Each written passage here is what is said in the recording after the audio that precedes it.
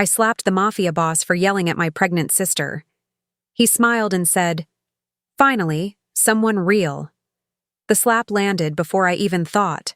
Sharp, clean, echoing through Lenoir like a gunshot. His men froze. My sister choked on a sob. And the Mafia boss I'd just hit? He smiled, slow, dangerous, like I'd just woken up something the whole city should have left sleeping. "Finally," he murmured, eyes dark and calm. "Someone real." That's when I realized I hadn't just crossed a line, I'd stepped into his world. And he liked it. The dinner rush crashes through Lenoir at 8:47, and I'm balancing 3 plates when I hear it. That sound that stops me cold. Stephanie's voice, trembling with that particular wobble that means tears are seconds away, cuts through the symphony of clinking crystal and murmured conversations. I glance up from delivering Dover Soul to Table 9, and my blood turns to ice. A man rises from the maitre d's podium like smoke taking shape. Everything about him screams power. The obsidian suit that probably costs more than my car, the silver cufflinks catching light from the chandeliers, dark hair swept back to reveal a face carved from marble and menace.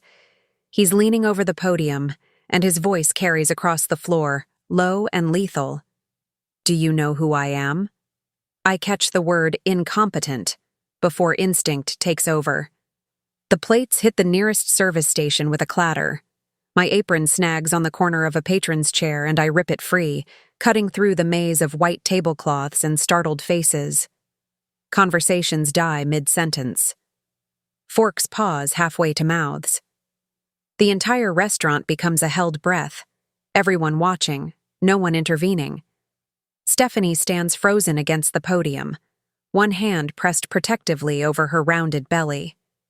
7 months pregnant, and her face is flushed red, tears already spilling down her cheeks. She looks so small, so cornered. Something ancient and feral uncoils in my chest. "Hey." I step between them, my shoulder angled to block his view of her. My voice comes out steadier than I feel. "I don't care who you are. You don't get to talk to my pregnant sister like that." Up close, he's even more devastating. Broad shoulders fill out that expensive suit, and there's a tattoo edge peeking from beneath his collar. A thin scar cuts through his left eyebrow. His cologne is dark, complex, probably costs more per ounce than I make in a week. But it's his eyes that stop my breath. Not brown, not black. Something in between that looks like polished obsidian in the low light. Those eyes lock onto mine, and the temperature drops. "Sherry, don't," Stephanie whispers behind me, her voice breaking. But I'm not finished. I cross my arms, lift my chin, and let every ounce of my fury show. "So here's what's going to happen. You're going to sit down, lower your voice, and we'll figure out the seating issue like civilized people." I pause, let the next words land with precision. "Or you can leave." The silence is absolute now. Even the kitchen has gone quiet. I can feel eyes on us from every corner of the dining room. Chicago's elite, frozen mid-bite, watching a waitress challenge a man who looks like he owns the night itself. His bodyguards, because of course he has bodyguards, 2 men in matching dark suits at the adjacent table, go rigid. One's hand moves toward his jacket, but the man in front of me doesn't flinch, doesn't blink. And then my hand moves before my brain catches up. The slap cracks across his cheek, sharp and clean, echoing through the restaurant like a gunshot. For 3 heartbeats, nothing. No sound, no movement. Just the fading sting in my palm and the red mark blooming across his face. Then his lips curve, slowly, dangerously. The kind of smile that makes you question every decision that led you to this exact moment.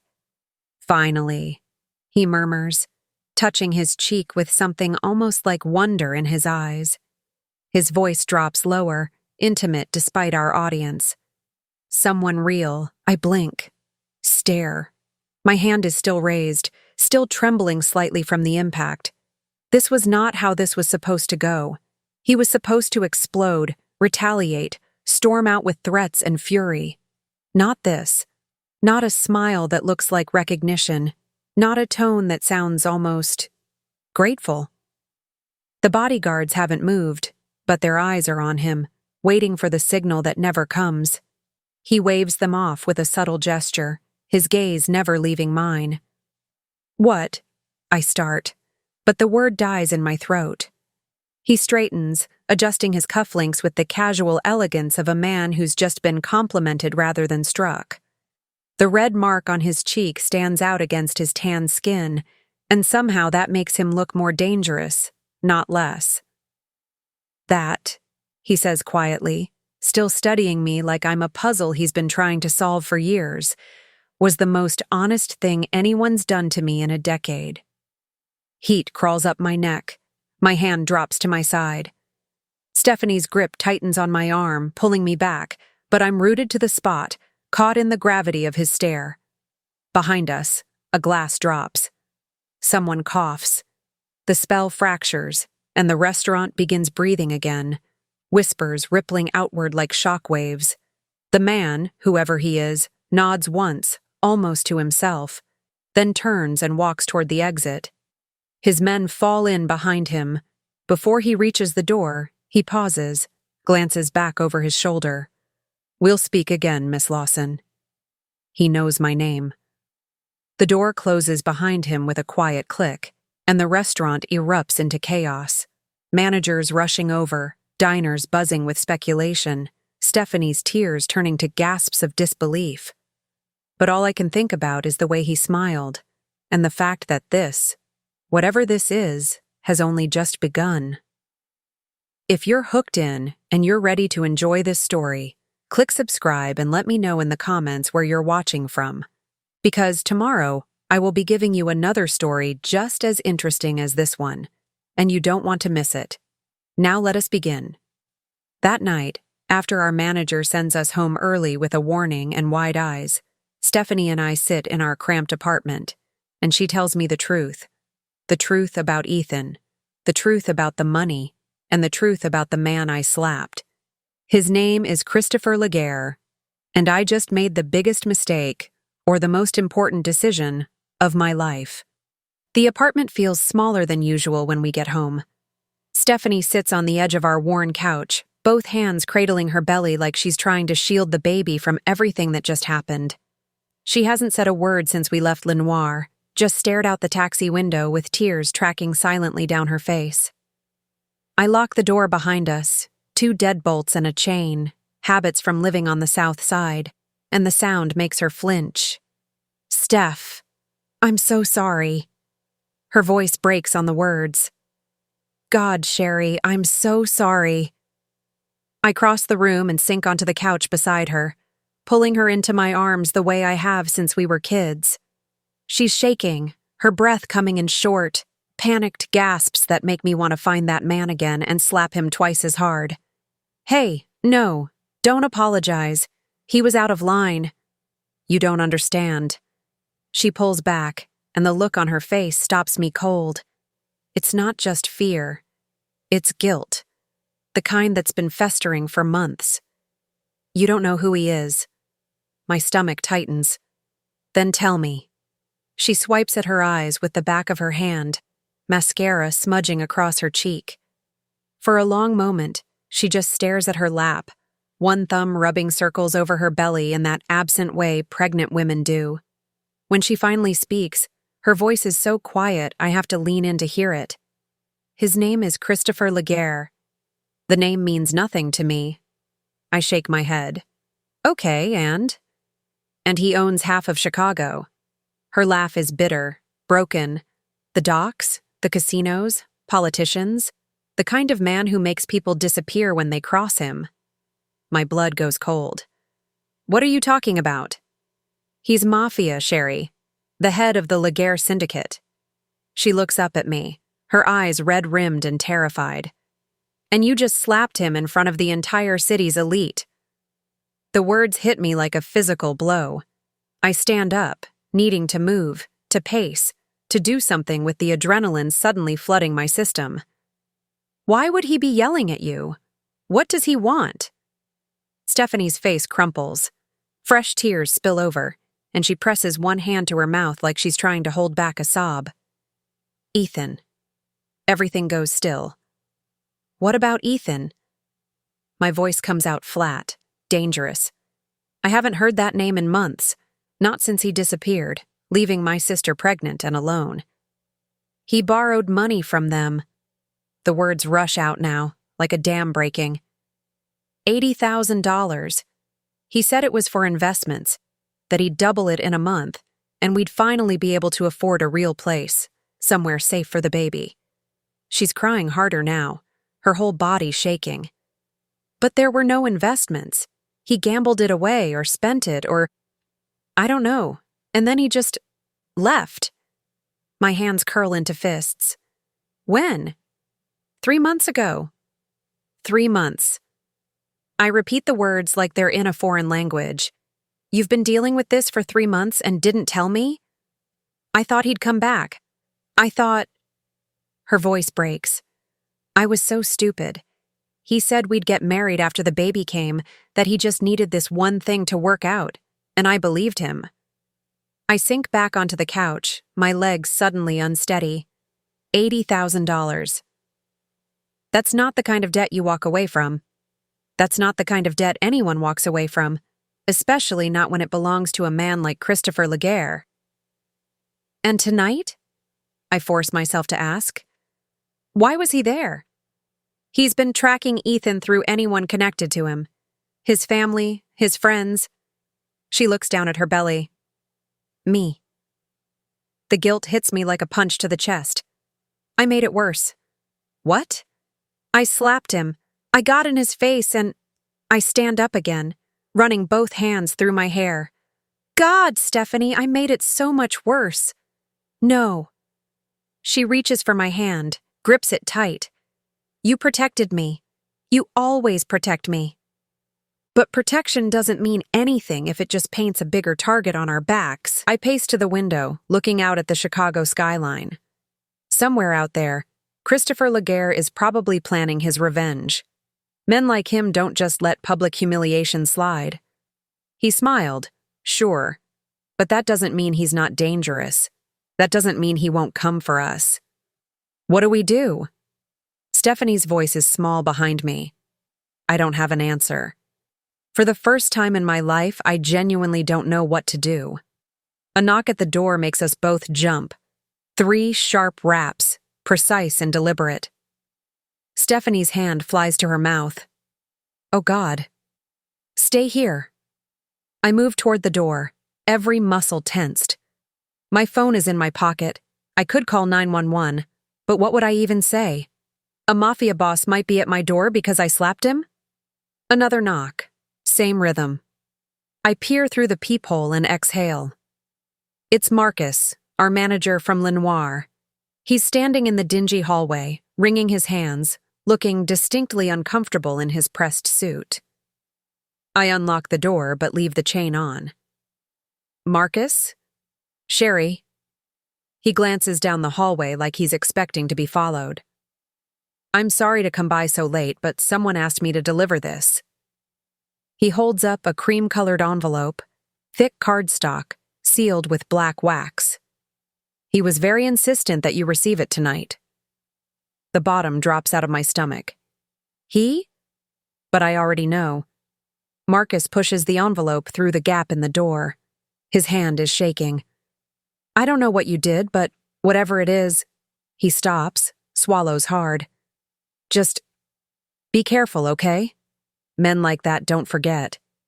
He's gone before I can respond, his footsteps echoing down the hallway in double time. I close the door and stare at the envelope.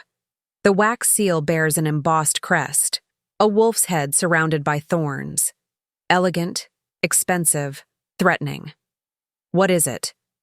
Stephanie appears at my elbow, her voice barely above a whisper. I don't know. But I do know. I know exactly who it's from. My hands are steadier than they should be as I break the seal.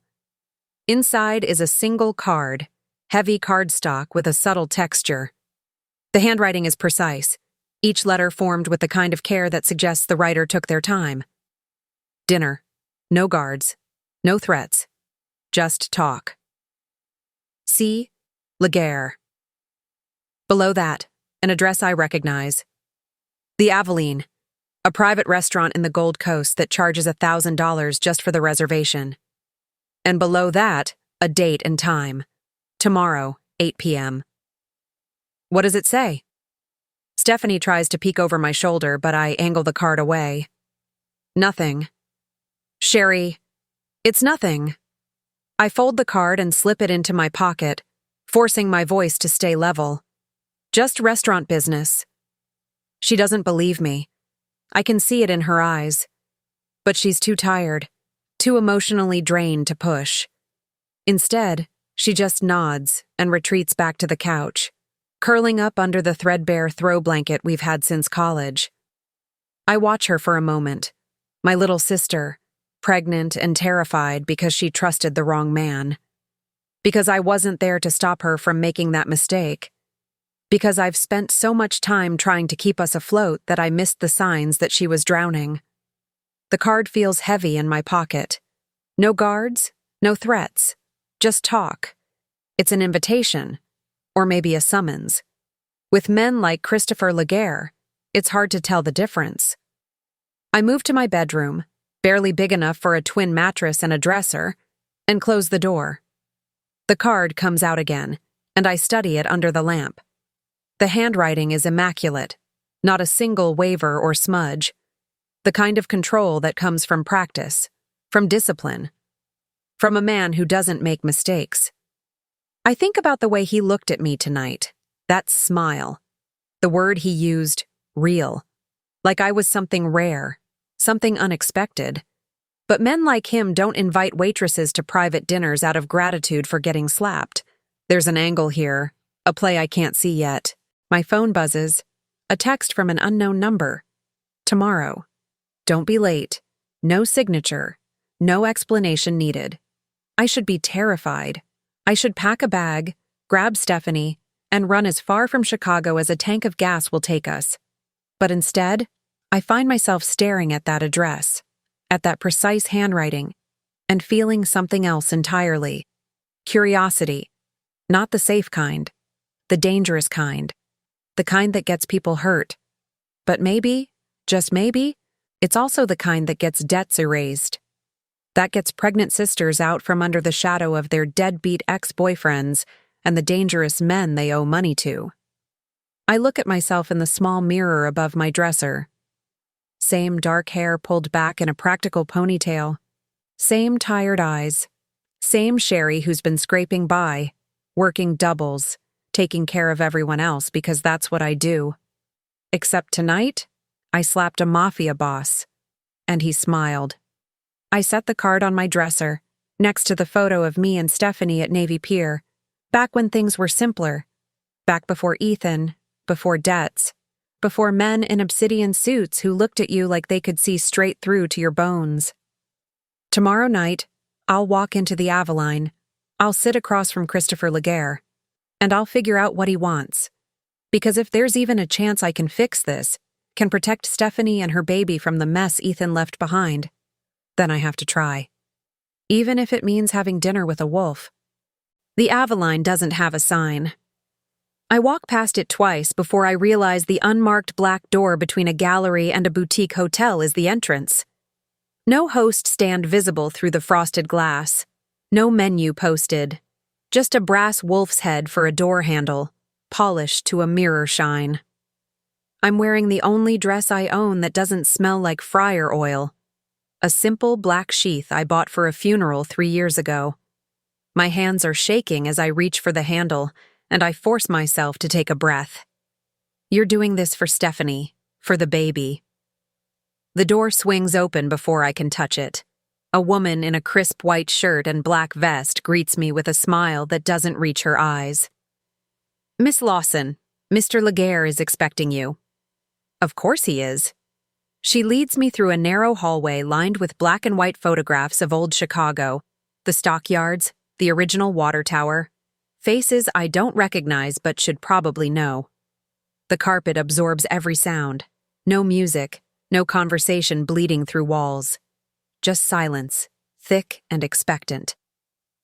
We stop at the last door on the left. The woman knocks twice, waits for a response I can't hear, then opens it and steps aside. Enjoy your evening. The door closes behind me with a quiet click, and I'm alone with Christopher Laguerre. The room is smaller than I expected, intimate.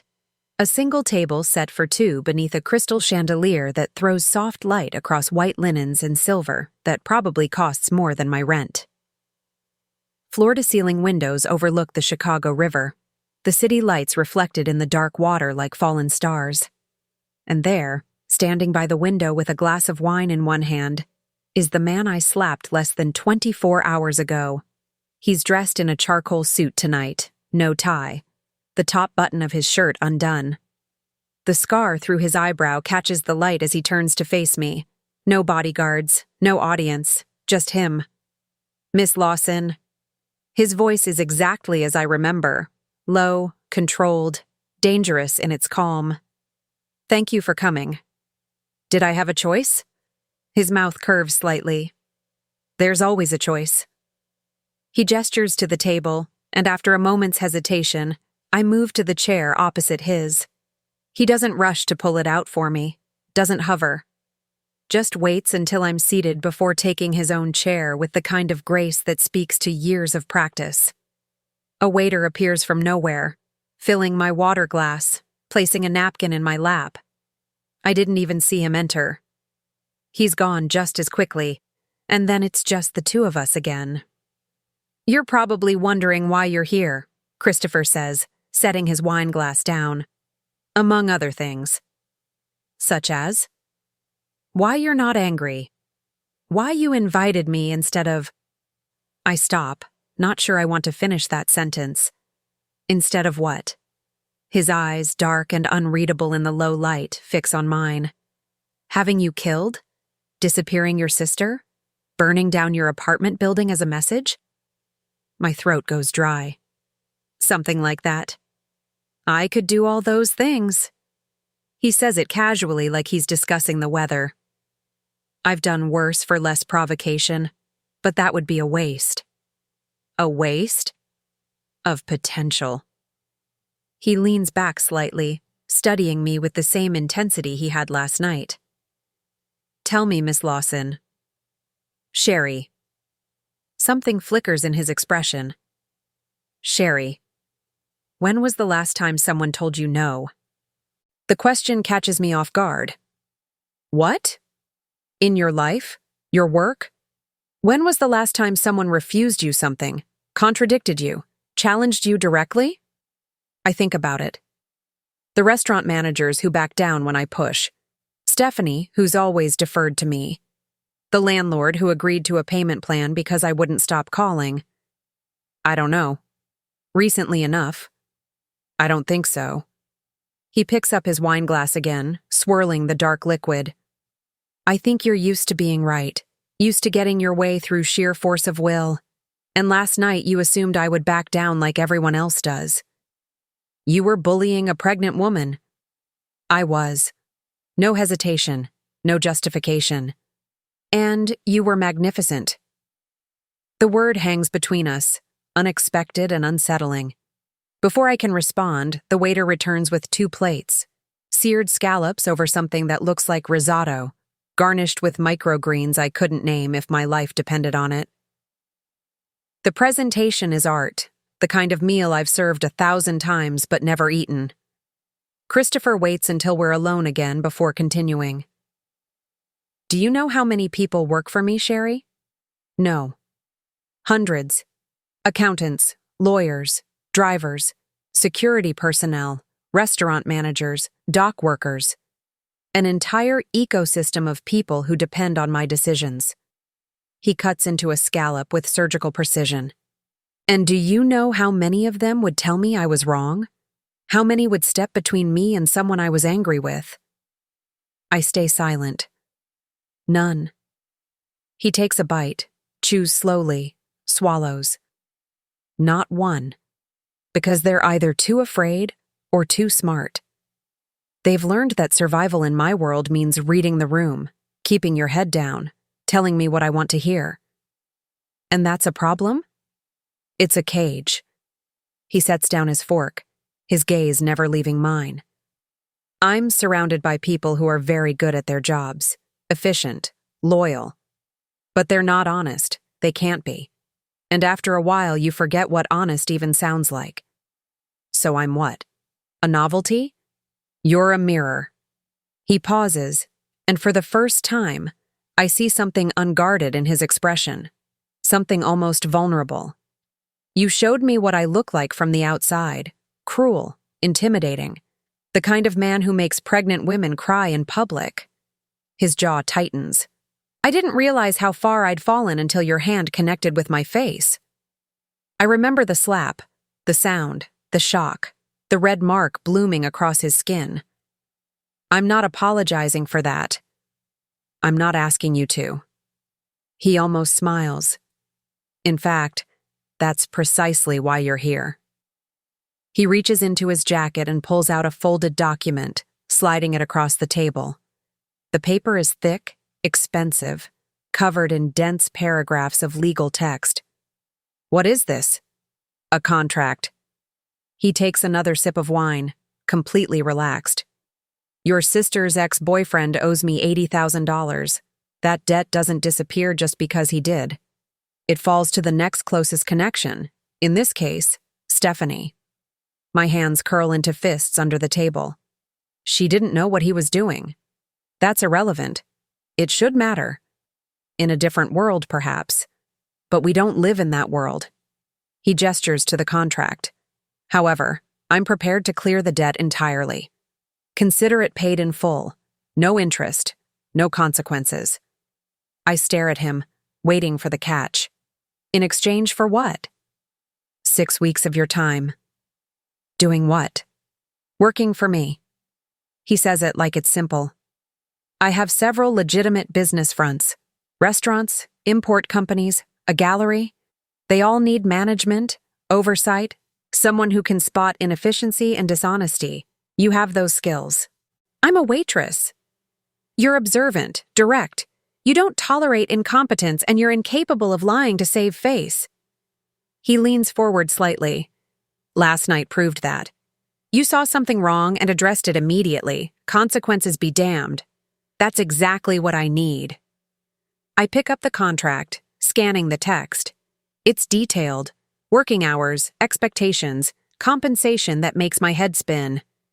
3 times what I make at Lenoir. And after 6 weeks? The debt is cleared. You and your sister walk away clean. Ethan's mistakes become ancient history. It sounds too good to be true. It sounds like a trap. Why me? I set the contract down, meeting his eyes. You could hire anyone. Someone with an actual degree in business. Someone who knows your world. I don't need someone who knows my world. I need someone who isn't part of it. His intensity sharpens. Everyone around me has something to lose. They won't tell me when I'm wrong because they're afraid of the consequences. But you? He tilts his head slightly. You slapped me in front of Chicago's elite. You've already proven you don't scare easily. Or I've proven I'm reckless. Perhaps both. That almost smile again. But reckless honesty is still honesty. I look down at the contract, at the number that would erase Stephanie's nightmare. 6 weeks, 42 days of work.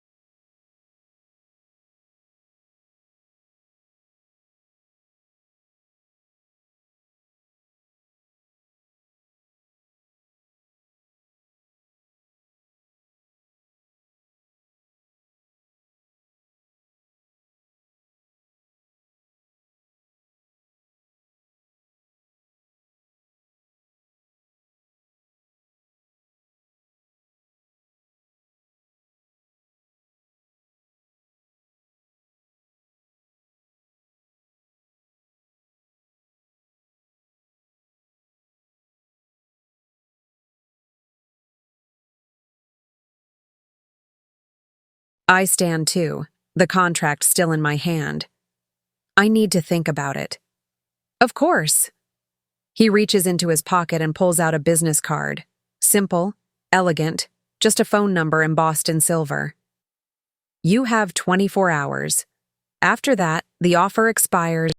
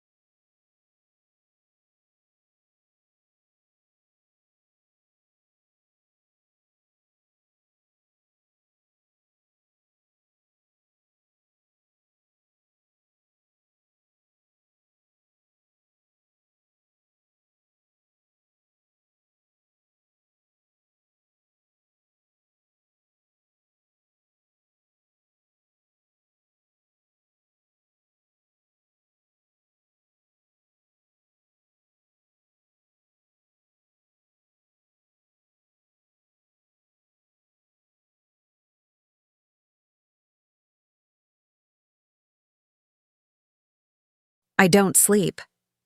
Instead, I spend the night at our kitchen table, the contract spread in front of me like evidence at a crime scene. Stephanie's soft snoring drifts from the bedroom. She sleeps on her side now, pillows propped around her belly for support. Peaceful, unaware that her future is being decided in black ink and legal clauses. By 4 a.m., I've read every word 3 times. By 5 a.m., I've made my decision. By 6 a.m., I'm texting the number on Christopher Laguerre's business card. I accept. When do I start? The response comes 30 seconds later. Today. 9 a.m. Address below. No pleasantries, no congratulations, just efficiency. I shower, dress in the only business-appropriate outfit I own, black slacks and a white button-down that's seen better days, and leave before Stephanie wakes. I'll tell her later. Once I figure out how to explain that I've just signed a contract with the devil to save her from her ex-boyfriend's mistakes. The address leads me to the Loop, to a building I've walked past 100 times without really seeing. Laguerre Enterprises occupies floors 20 through 25 of a gleaming glass tower that reflects the morning sun like a mirror. The lobby is all marble and chrome, the kind of place where my shoes feel too scuffed against the polished floor. Security stops me at the elevator bank. Sherry Lawson, I say, trying to sound like I belong here. I have an appointment. 23rd floor, you're expected. The guard's face is impassive as he waves me through. You're expected. Like I'm not a waitress who slapped his boss 2 days ago. Like this is normal. The elevator is glass-walled, and Chicago shrinks below me as I rise. By the time the doors open on 23, my stomach is somewhere around my throat. The floor is open concept. Glass walls, sleek desks, people in expensive suits moving with purpose. Everything is gray and white and chrome, spotless and cold as a surgical suite. And quiet. Too quiet. No chatter, no laughter. Just the soft click of keyboards and the muted hum of the city beyond the windows. A woman intercepts me before I take 3 steps. She's tall, rail-thin, with silver blonde hair pulled into a bun so tight it looks painful. Her suit is charcoal gray, perfectly tailored, and her eyes are the color of frozen seawater. Sherry Lawson. Not a question. I'm Elise Durant, Director of Operations. Follow me. She turns without waiting for a response, her heels clicking against the hardwood with military precision. I follow, acutely aware that every person we pass glances up, registers my presence, then quickly looks away. They know who I am, what I did. Elise leads me through a maze of corridors to a corner office with windows on two sides. Christopher is standing at one of them, phone pressed to his ear, speaking in what sounds like French. He glances up as we enter, nods once, and returns to his conversation. Wait here. Elise disappears before I can respond. I stand awkwardly near the door, unsure if I should sit, if I should leave, if I should... Christopher ends his call and pockets his phone, turning to face me fully. He's in a navy suit today, perfectly pressed, a silver watch catching light at his wrist. The mark from my slap has faded to nothing. You came. He sounds almost surprised. You didn't think I would. I thought you might try to find another way first, exhaust every option before accepting help from someone like me. He moves to his desk, gestures to the chair across from him. I'm glad you didn't waste the time. I sit, and the leather is butter soft, probably worth more than my entire living room. Let's be clear about something. I'm not here because I want to be. I'm here because my sister needs me to be. Honesty. That faint curve of his mouth. Good. That's what I'm paying for. A knock at the door interrupts. Two men enter, one built like a linebacker in an expensive suit, the other lean and older, with graying temples and watchful eyes. Matteo Ricci, my lieutenant. Christopher nods to the linebacker. And Henry Walsh, head of security. Gentlemen, this is Sherry Lawson. Matteo's handshake is firm enough to be a test. Heard you've got a good right hook. Left hand, actually. I don't flinch under his scrutiny. Henry just nods, his assessment quieter but no less thorough. Ma'am, Sherry will be working with us for the next 6 weeks, Christopher says, his tone making it clear this isn't up for discussion. She'll need access to all legitimate business operations, restaurants, import companies, the gallery, full visibility. Matteo's eyebrows rise slightly, but he doesn't argue. Understood. Henry will assign you a driver. I don't need a driver. The room goes still. Matteo and Henry exchange a glance. Christopher leans back in his chair, studying me. You're working for me now. That makes you a target for anyone who wants to send me a message. You'll have a driver. I can take the L. You'll have a driver. His voice doesn't rise, but the temperature in the room drops 10 degrees. This isn't negotiable. Your safety is now a reflection of my organization. I don't compromise on security. I want to argue. Every instinct tells me to push back, but there's something in his eyes. Not anger, but absolute certainty. This is a battle I won't win. Fine. The tension breaks. Matteo actually grins. She really did slap you, didn't she? Twice, if she keeps arguing with me about safety protocols. But there's no heat in Christopher's words. If anything, he looks almost amused. They leave, and suddenly it's just the two of us again. Your first assignment, Christopher says, pulling a folder from his desk drawer, is Tesoro. It's one of my restaurants in River North. According to the books, it's performing well. According to my instincts, someone's skimming.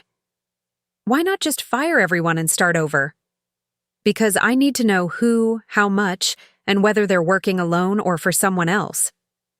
He slides the folder across the desk. Numbers lie when people want them to, but people themselves? He taps the side of his head. They always tell the truth if you know how to look. And you're going to teach me to look? I'm going to teach you to see. He stands, buttoning his jacket. Truth hides in posture, not words. The way someone holds eye contact. How quickly they answer questions. What they do with their hands when they think no one's watching. For the next 3 hours, he walks me through the art of observation. We review security footage from Tesoro, managers, servers, kitchen staff. He pauses the video at seemingly random moments, pointing out details I would have missed. There, the sous chef. Watch how he touches his neck when the head chef asks about inventory. I lean closer to the screen. He's nervous. He's lying. That specific gesture, touching the throat, is a self-soothing behavior. Happens when people feel exposed. Christopher fast-forwards. And there, see how the manager's smile doesn't reach his eyes when he counts the till? Contempt? Satisfaction. He's pleased with himself, which means whatever he's doing, he thinks he's getting away with it. We go through person after person, and slowly I start to see what he sees. The micro-expressions, the tells, the gap between what people say and what their bodies reveal. You're good at this, I say, surprising myself. I've had practice. His tone is neutral, but something shadows his expression. In my world, missing these signals gets you killed. The casual way he says it, like death is just another business risk, sends a chill down my spine. By noon, Elise appears with lunch. Salads from someplace I can't pronounce, sparkling water in glass bottles. She sets everything on the small conference table near the windows without a word, then leaves. She doesn't like me, I observe, picking at arugula that probably costs more per ounce than ground beef. Elise doesn't like anyone. It's one of her best qualities. Christopher eats with the same precision he does everything else, measured, controlled.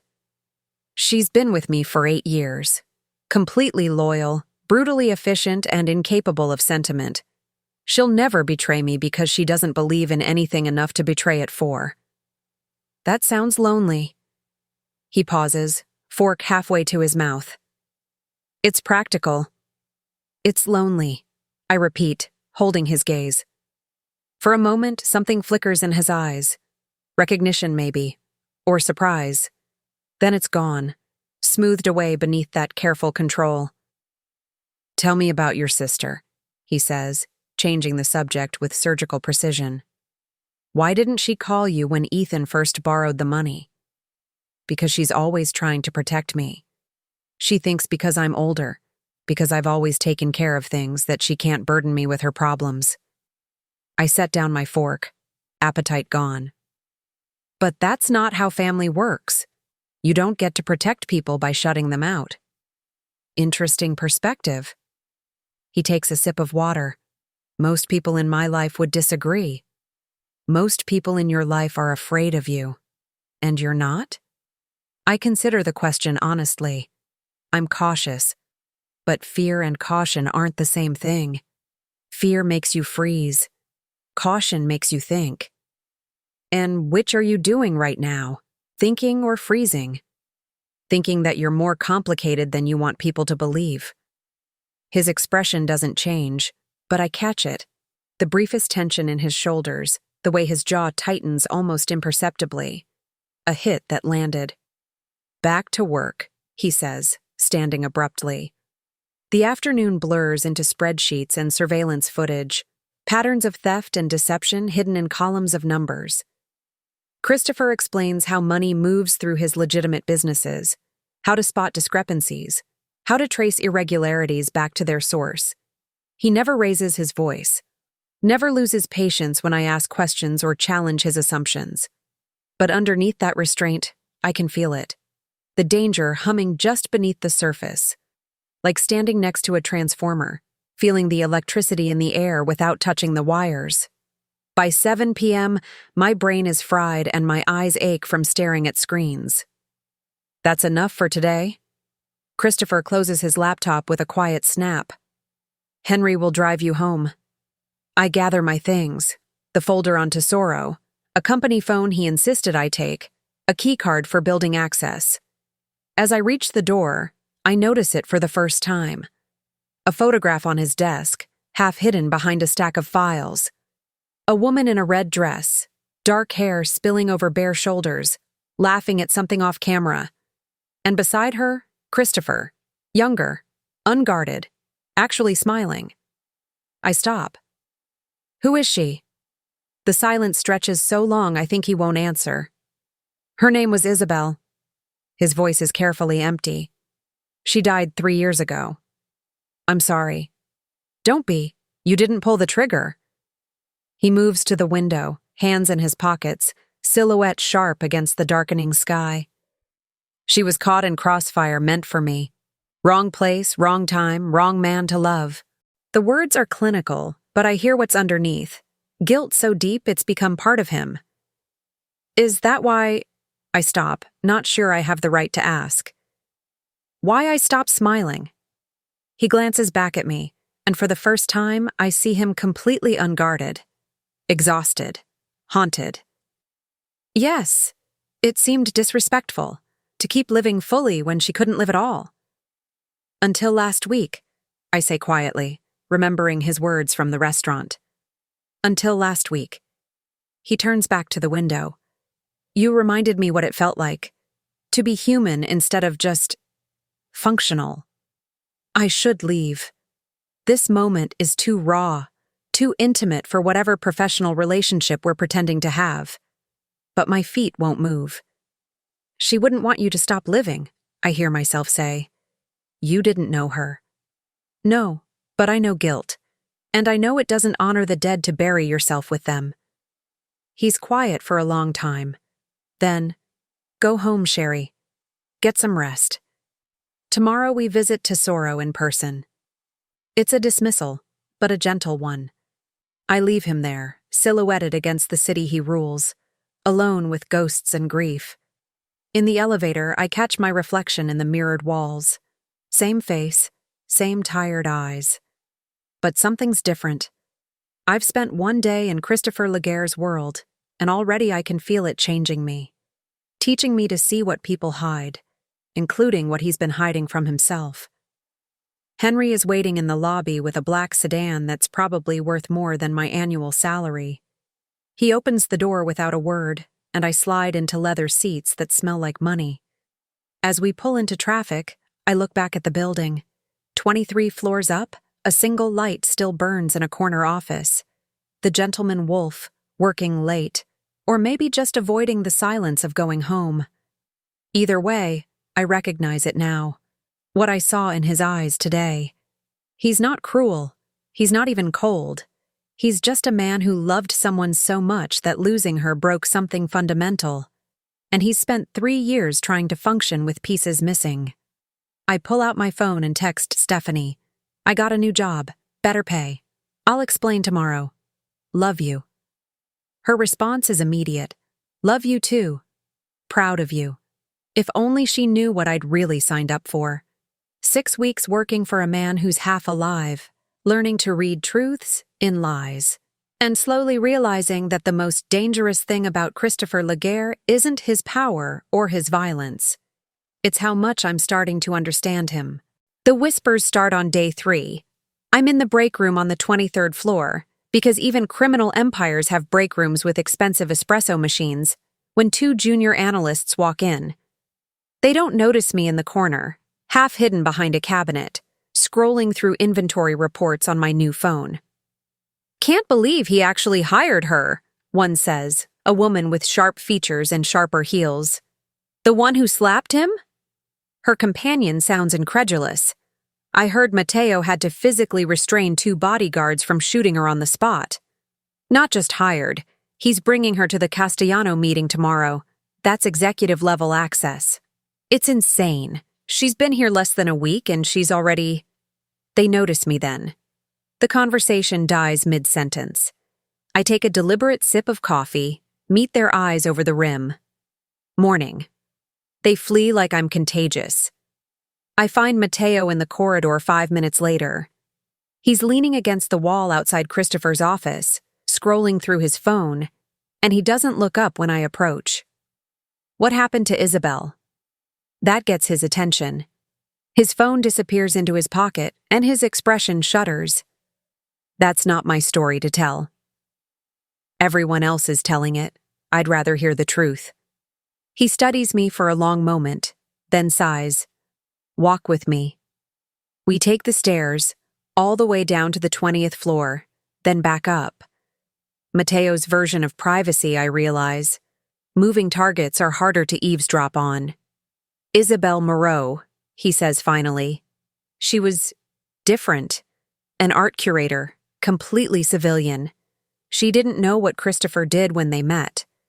By the time she figured it out, she was already in love with him. And he loved her? Completely. It was... Matteo shakes his head. I've known Christopher for 15 years. Watched him build this empire from nothing. He's always been controlled, strategic. But with her? He was just a man. He laughed. He took days off. He talked about getting out eventually. Going legitimate. We reach the landing between floors. Matteo stops, leaning against the railing. 3 years ago, the Volkov family tried to move into our territory. Christopher refused to negotiate. There were threats, escalations. We knew something was coming, but we thought we had it contained. His jaw tightens. We were wrong. I wait, not pushing. They targeted a charity gala at the Art Institute. Isabel was there for work. Christopher was supposed to be with her, but he got delayed by a meeting. When the shooting started, he stops, swallows hard. She died protecting a kid who'd wandered away from his parents. Took 3 bullets.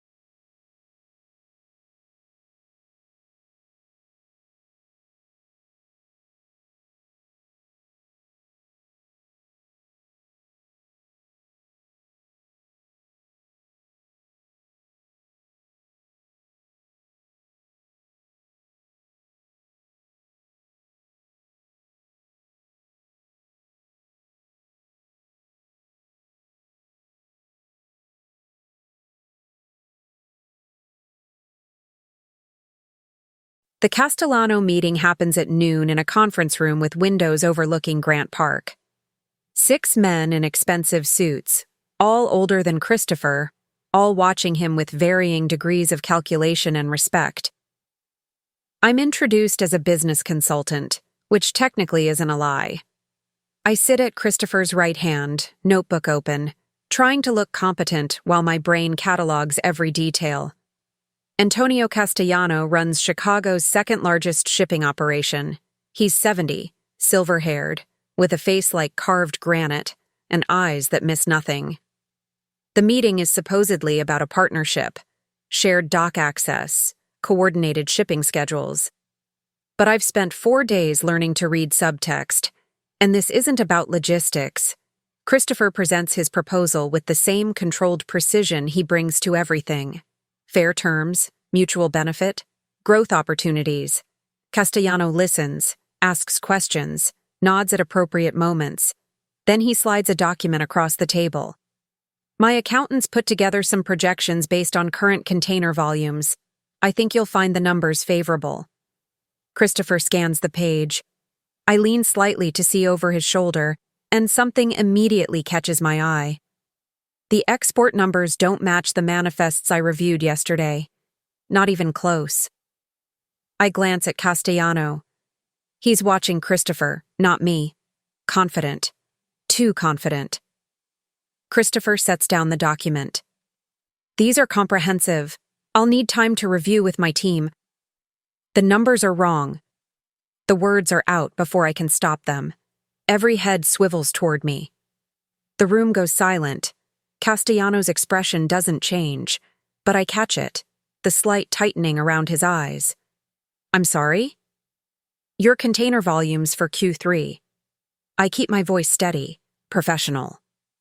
You're showing 2,400 units through the northern docks, but the actual manifests, public record, filed with the Port Authority, show 3,100 units. That's a 700 container discrepancy. Perhaps you misread. I didn't. I meet his eyes directly. You're underreporting your volumes to make your operation look less competitive than it actually is, which means this isn't a partnership proposal. It's a takeover bid disguised as cooperation. The silence is absolute now. Dangerous. Castellano's expression hardens. Mr. Laguerre, perhaps you should teach your consultant about discretion. She's right. Christopher's voice cuts through the tension like a blade. He's looking at the document, but there's something almost amused in his tone. Northern Docks, Q3, 3,127 units to be exact. I pulled the records yesterday. He slides the paper back across the table. The real question is whether this was an honest mistake or a deliberate test. Castellano holds his gaze for 3 long seconds. Then he laughs, a sharp, genuine sound. A test, and she passed. He looks at me with new respect. You've got sharp eyes, Miss Lawson. Miss Lawson, sharp eyes and sharper instincts. He turns back to Christopher. I withdraw my proposal. Clearly, you don't need my docs or my partnership. But I'd be interested in discussing actual collaboration, terms that don't insult either of our intelligence. The meeting shifts after that. Real numbers, honest projections, genuine negotiation. By the time everyone leaves 90 minutes later, they've outlined a framework that benefits both operations without either side compromising position. As the door closes behind the last executive, Christopher turns to me. I brace for anger, for a lecture about overstepping boundaries in front of major players. Instead, he smiles. Faintly, but unmistakably. You'd have made a good consigliere, he murmurs. The compliment lands with unexpected weight. In his world, a consigliere is more than an advisor. It's the person who tells you the truth when everyone else is lying. The one voice you trust absolutely. I was just doing what you taught me, reading the truth beneath the words. You did more than that. You saw the play 3 moves ahead and called it out publicly. He moves to the window, hands in his pockets, silhouette relaxed in a way I haven't seen before. Most people in my organization wouldn't have spoken up. Too risky, too political. Is that what you wanted? Someone who'd stay silent? No. He glances back at me. That's exactly why you're here. The moment stretches between us, charged with something I can't quite name. Respect, yes. But something else underneath. Something that makes my pulse quicken and my breath catch. Awareness. He feels it too. I can see it in the way his posture shifts, the way his eyes linger half a second too long. Then his phone buzzes. The spell breaks. Henry's waiting to drive you to Tesoro, he says, his tone professional again. The manager knows you're coming. I want a full report by tomorrow morning. I gather my things, hyper-conscious of the new tension in the room. At the door, I hesitate. Christopher? He looks up from his phone. It's the first time I've used his first name. Isabel, I say quietly. Matteo told me what happened. I'm sorry. For your loss. For what you've carried alone. His expression doesn't change, but something in his eyes does. Something raw and unguarded. Thank you. The words are barely audible. Then softer. It's been a long time since anyone asked about her. Most people pretend she never existed. It's easier for them. Easier isn't always better. No, he agrees. It's not. I leave before the moment can become something neither of us is ready for. Tesoro is beautiful, all exposed brick and Edison bulbs, the kind of place where appetizers cost $40 and the wine list has vintages older than I am. The manager, a nervous man named Derek, shows me around like I'm health inspection and nuclear audit combined. I spend 3 hours reviewing operations, watching staff interactions, checking inventory against receipts. And I find it. Not in the books, but in the behavior. The way the sommelier exchanges glances with the hostess when Derek discusses wine orders. The way Derek himself touches his throat when I ask about vendor relationships. By 8 p.m., I have enough to confirm Christopher's suspicions. Derek is skimming, but he's not working alone. And the money isn't going to gambling or drugs. It's going to someone outside the organization. Someone he's afraid of. I'm composing my report in the office when my phone buzzes. How's Tesoro? Christopher. Texting like a normal person rather than summoning me via corporate channels. Complicated. Derek's dirty but scared. Someone has leverage. Can you identify who? Not yet. Need access to his personal accounts. I'll have Elise arrange it. Good work. I stare at the phone, at the unexpected informality of the exchange. Then, before I can overthink it, do you ever stop working? The response takes longer this time. Not often. Work is safer than thinking. Thinking about what? Another pause. Then, everything I've lost. Everyone I've failed. The honesty stops me cold. This isn't Christopher Laguerre, feared crime boss. This is just a man, alone in his office, admitting he's haunted. You didn't fail, Isabel. You loved her. That's not failure. I got her killed. No. Someone else pulled that trigger. You're just the one who survived. No response. For so long I think I've overstepped, pushed too far into territory I don't have the right to explore. Then, thank you. For saying that. For meaning it. Get some rest, Christopher. You too, Sherry. I pocket my phone and finish my report. But my mind is elsewhere. On a man who's been punishing himself for 3 years.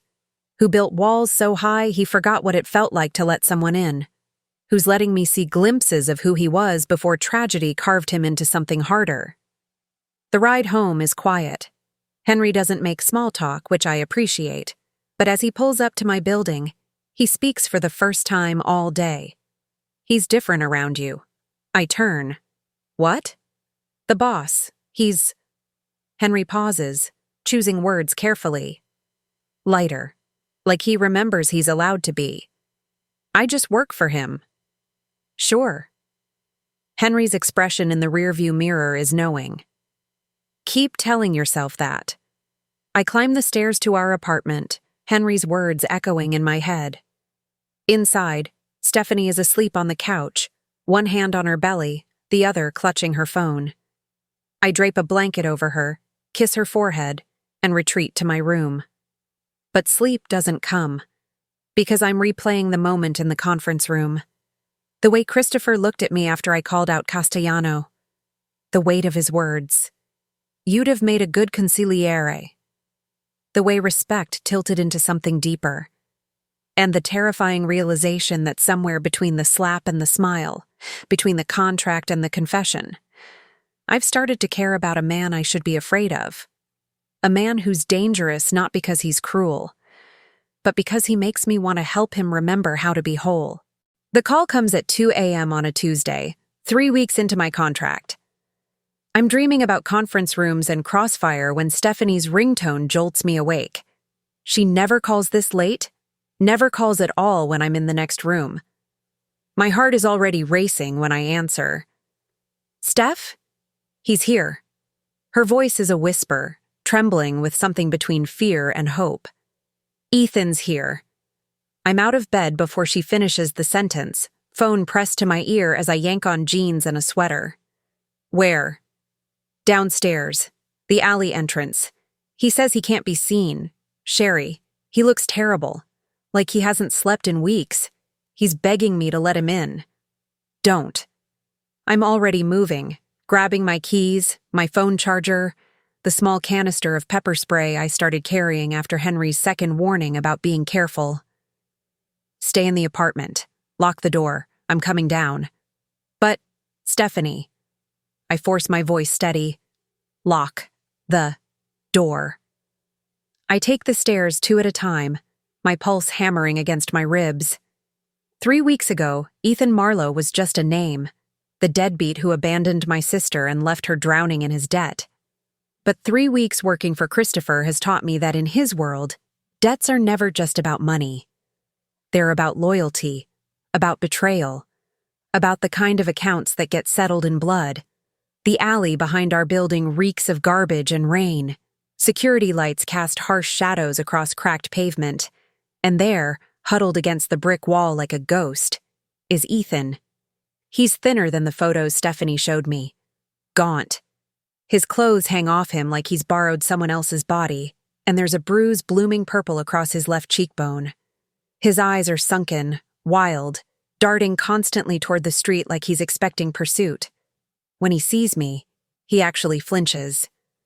Sherry. My name comes out desperate. Thank God. I need to talk to Stephanie. Just 5 minutes, I swear. You don't get to talk to her. I position myself between him and the door, arms crossed. You don't get to come crawling back after you left her pregnant and in debt to the mob. You especially don't get to show up at 2 a.m. looking like death and asking for favors. It's not a favor. I have information. He glances over his shoulder again. I can pay back Laguerre. I can fix this. I just need somewhere safe to... Information about what? About the people who are after me. About the real reason I borrowed that money. He takes a step closer, and I catch the smell of stale sweat and fear. Please, if they find me, they'll kill me. And then what happens to Stephanie? To the baby? The manipulative bastard, using his own child as leverage. But beneath my anger, something else stirs. Curiosity. The same instinct Christopher's been training, the one that knows when people are lying and when they're telling a desperate truth. Ethan is terrified. Genuinely, bone-deep terrified. Which means whatever he's running from is worse than Christopher. I pull out my phone. What are you doing? Calling someone who can actually help you, or destroy you, depending on what you've done. His face goes white. No, don't call Laguerre. Jesus, Sherry, he'll kill me. Then you should have thought of that before you stole from him. I'm already dialing. Christopher's private number, the one he gave me for emergencies. He answers on the second ring, voice alert despite the hour. Sherry, what's wrong? Not a question. A demand. Ethan Marlowe just showed up at my apartment. I glance at the man who's now backing away, calculating whether he can run. He's scared. Claims he has information that can repay his debt. Silence. Then, where are you exactly? Alley behind my building. Stay there. I'm 10 minutes away. And Sherry? His voice drops lower. Don't let him leave. The call ends. Ethan is already moving, stumbling toward the street. I catch his arm, and he yanks away with more strength than his frame suggests. You just signed my death warrant. No. I just gave you a chance to tell the truth. I block his path again.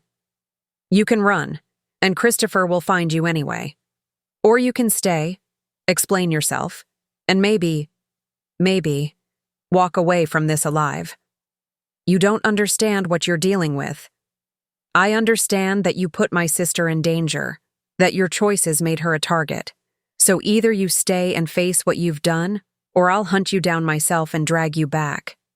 I let him see the fury I've been holding back for months. Your choice. He slumps against the wall, defeat written in every line of his body. We wait in tense silence. Every passing car makes Ethan jump. Every sound from the street makes him flinch. Whatever he's running from has stripped him down to raw nerve endings. Exactly 7 minutes later, a black SUV glides into the alley. Henry emerges first, scanning the space with professional efficiency. Then Christopher steps out, and even in jeans and a dark sweater, he radiates authority. His eyes find mine first. You're okay? I'm fine. Then he looks at Ethan, and his expression goes absolutely flat. Not angry, not surprised, just cold. The temperature drops 10 degrees in the span of a heartbeat. Ethan Marlowe. Christopher's voice is quiet, deadly quiet. I've been looking for you. Mr. Laguerre, I can explain. Yes, you can. Christopher nods to Henry, who produces a set of zip ties. In the car. Sherry, you're coming too. Why?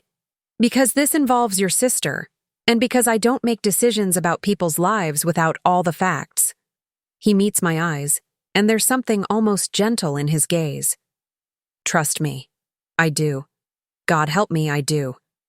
We drive in silence to a warehouse in Bridgeport, one of Christopher's legitimate storage facilities. The kind of place that's technically legal, but practically invisible. Henry parks inside, and the door rolls shut behind us with a finality that makes my stomach clench. Christopher leads us to a small office in the back. Concrete walls, a metal desk, 3 chairs. Spartan. Private. The kind of room where secrets get extracted. Ethan sits, hands still zip-tied, trembling. I take the chair beside Christopher's desk, and he remains standing, arms crossed, waiting. Talk, Christopher says. Ethan swallows hard. I didn't gamble away your money. I mean, I did at first, but that's not where most of it went. He stops, and I watch his throat work. I was paying off the Kozlov family. The name means nothing to me, but Christopher's expression shifts microscopically. Recognition. Victor Kozlov approached me 2 years ago.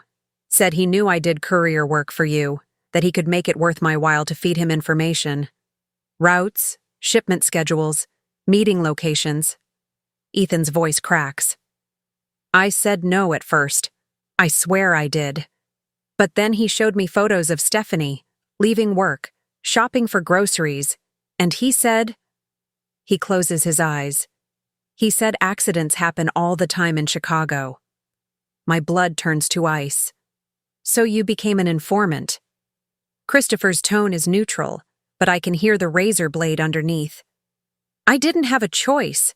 I tried to feed them useless intel, but Victor knew. He always knew when I was lying. So I started giving them real information. Small stuff at first. Then... Ethan's head drops. Then the thing with the Volkov family happened 3 years ago. The hit at the Art Institute. The air leaves my lungs. Christopher goes absolutely still. When he speaks, his voice could cut glass. What about it? Victor wanted to know your schedule that night, whether you'd be at the gala. I told him no, that you'd canceled because of a meeting. Ethan looks up, tears streaming down his face. I didn't know they were planning to shoot up the place. I swear to God, I didn't know... Christopher moves so fast I barely see it. 1 second, he's standing by the desk. The next, Ethan is pinned against the wall, Christopher's forearm across his throat, his face inches from Ethan's. You. The word is barely human. You gave them the confirmation that I wouldn't be there, that Isabel would be unprotected. I didn't know. She died because of you. Christopher's control is fracturing, and for the first time, I see the violence he's kept leashed. She bled out on marble floors because you gave the Kozlovs the green light. Christopher. I'm on my feet, moving toward them. Christopher, stop. He doesn't. His arm presses harder, and Ethan's face is turning red. Christopher. I put my hand on his shoulder, and he flinches like I've burned him. You said you wanted all the facts. Let him finish. For 3 eternal seconds, I think he'll ignore me. Think he'll crush Ethan's windpipe and damn the consequences. Then he steps back, releasing Ethan, who crumples to the floor, gasping. Christopher's hands are shaking. Actually shaking. I've never seen him lose control. Not even close. Keep talking, he says, his back to both of us. Quickly.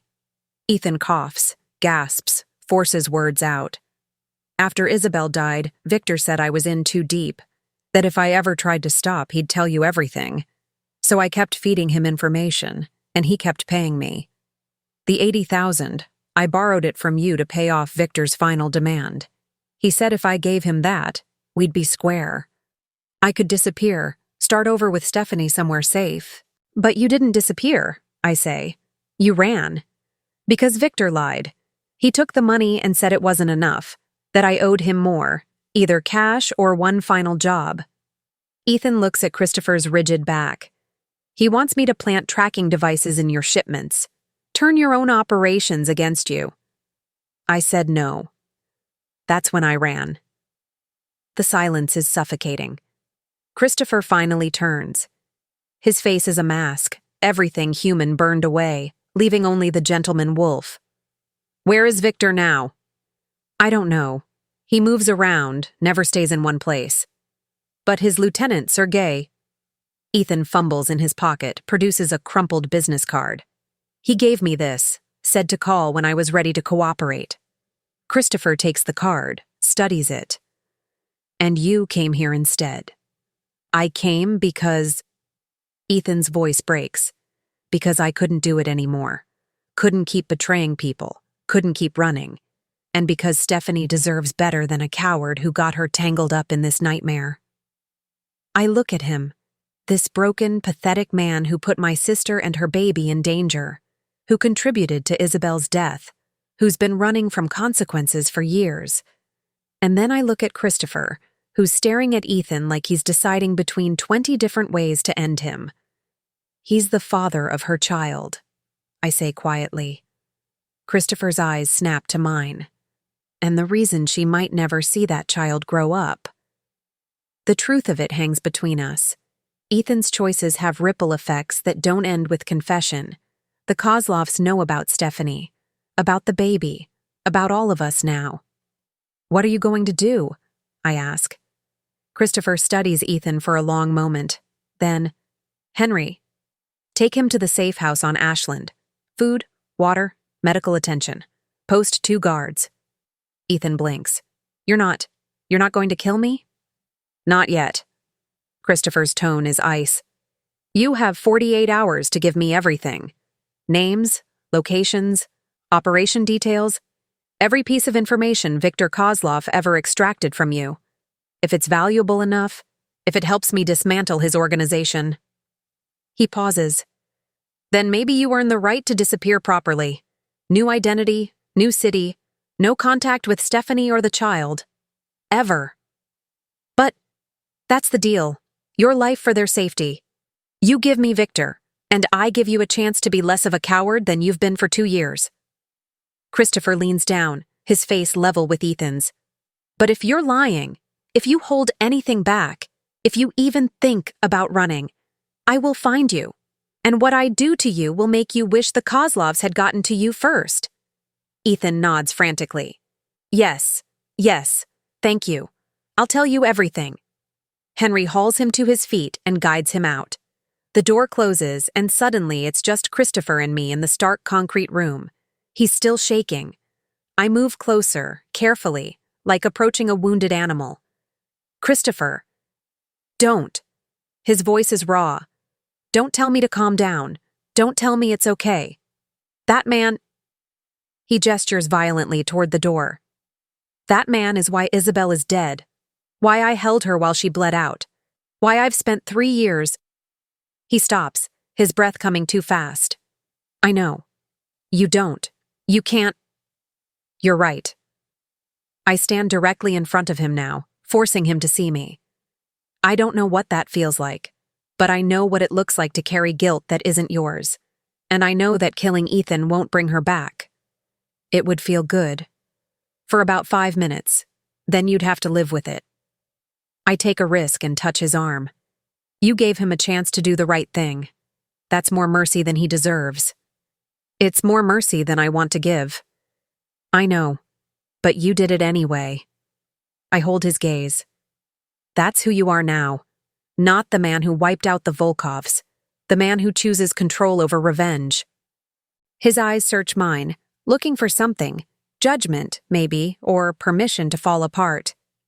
She'd be proud of you, I whisper, for choosing the harder path. Something in him breaks, not violently, but quietly. He closes his eyes, and when he opens them again, they're wet. I miss her, he says, his voice barely audible.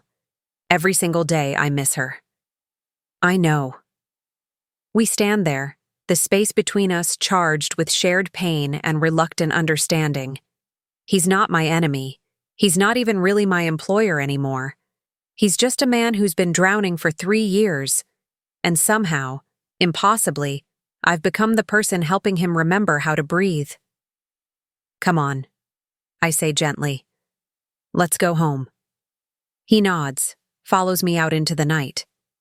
And in the car ride back, with Henry driving and Chicago sleeping around us, Christopher's hand finds mine in the darkness. He doesn't say anything, doesn't have to. The pressure of his fingers, seeking connection, seeking anchor, says everything. We have 48 hours to dismantle Viktor Kozlov's operation. 48 hours to decide what justice looks like when revenge would be easier. 48 hours before everything changes again. I squeeze his hand back and pray we're both strong enough for what's coming. 47 hours after Ethan's confession, I'm back at Lenoir. Christopher didn't want me to go. We argued about it in his office while Mateo and Elise coordinated the operation to track Viktor Kozlov through the information Ethan had provided. Phone records, safe house locations, intercepted communications. The net was tightening, but not fast enough. You should stay at the safe house with Stephanie, Christopher said, his jaw tight, until this is finished. I can't just disappear from work. People will ask questions. Let them. Christopher. I stood my ground. You taught me that routine is safety, that breaking patterns draws attention.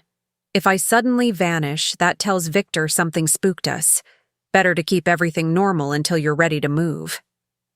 He didn't like it. I could see the calculation in his eyes, weighing my logic against his instinct to lock me away somewhere secure. Finally, reluctantly, he nodded. Henry drives you, stays visible outside. You work the early shift only, and you leave before dark. Deal. But the late shift was short-staffed, and Marcus begged me to stay just 2 extra hours. Just until 9. And I'd said yes because that's what you do when you're trying to maintain the illusion of normalcy. So here I am at 8:47 p.m., carrying a tray of desserts to table 12, when the front door explodes inward. Not opens. Explodes. 3 men in black masks and tactical gear storm through the shattered entrance, weapons raised. The crystal chandeliers sway from the shockwave. Someone screams. Then the shooting starts. Everything slows and speeds up simultaneously. Glass shatters. Wood splinters. A champagne flute explodes 6 inches from my head, and I'm moving on pure instinct, dropping the tray, diving behind the maitre d's podium as bullets chew through plaster and mahogany. Diners scatter like startled birds. A woman in diamonds crawls under a table. A man in a tuxedo sprints for the kitchen. Everywhere is screaming and smoke and the percussion of gunfire. I press myself against the podium, hands over my head, and the only thing I can think is, Christopher was right. I should have stayed away. Everybody down! One of the masked men's voice cuts through the chaos. Eastern European accent. Heavy. Where is Sherry Lawson? My blood turns to ice. They're not here for the restaurant. They're here for me. Sherry Lawson! Another voice, higher pitched. We know you work here. Come out and nobody else gets hurt. I peek around the edge of the podium. The gunmen are advancing through the dining room, weapons sweeping back and forth. One of them fires a burst into the ceiling, and plaster rains down like snow. 5 seconds or we start shooting customers. My phone is in my apron pocket. I pull it out with shaking hands, try to dial, but there's no time. They're already counting down. 5. I can't let them hurt these people because of me. 4. I'm gathering my courage to stand when I hear it. A sound that makes my heart stop and restart simultaneously. Gunfire from outside. Different weapons, different rhythm. Then the back entrance explodes open, and Christopher Laguerre enters like judgment made flesh. He's flanked by Mateo and 4 men I recognize from headquarters, all armed, all moving with military precision. Christopher has a gun in each hand, matte black, professional, deadly, and his face is absolutely calm. Get away from her, he says, his voice cutting through the chaos like a blade through silk. The masked men spin toward the new threat. For one crystalline moment, everyone is perfectly still. Then hell breaks loose. Gunfire erupts from both sides. I flatten myself behind the podium as bullets scream overhead. Wood splinters. Glass explodes. The beautiful restaurant, the place where I first met Christopher, where I slapped him and changed both our lives, becomes a war zone. Christopher moves through it like he was born for this. Fluid, precise. He takes down one gunman with 2 shots, center mass, textbook, then pivots and fires at another. Mateo flanks left, covering the angle. One of Christopher's men goes down, clutching his leg, but the others press forward. I risk another glance.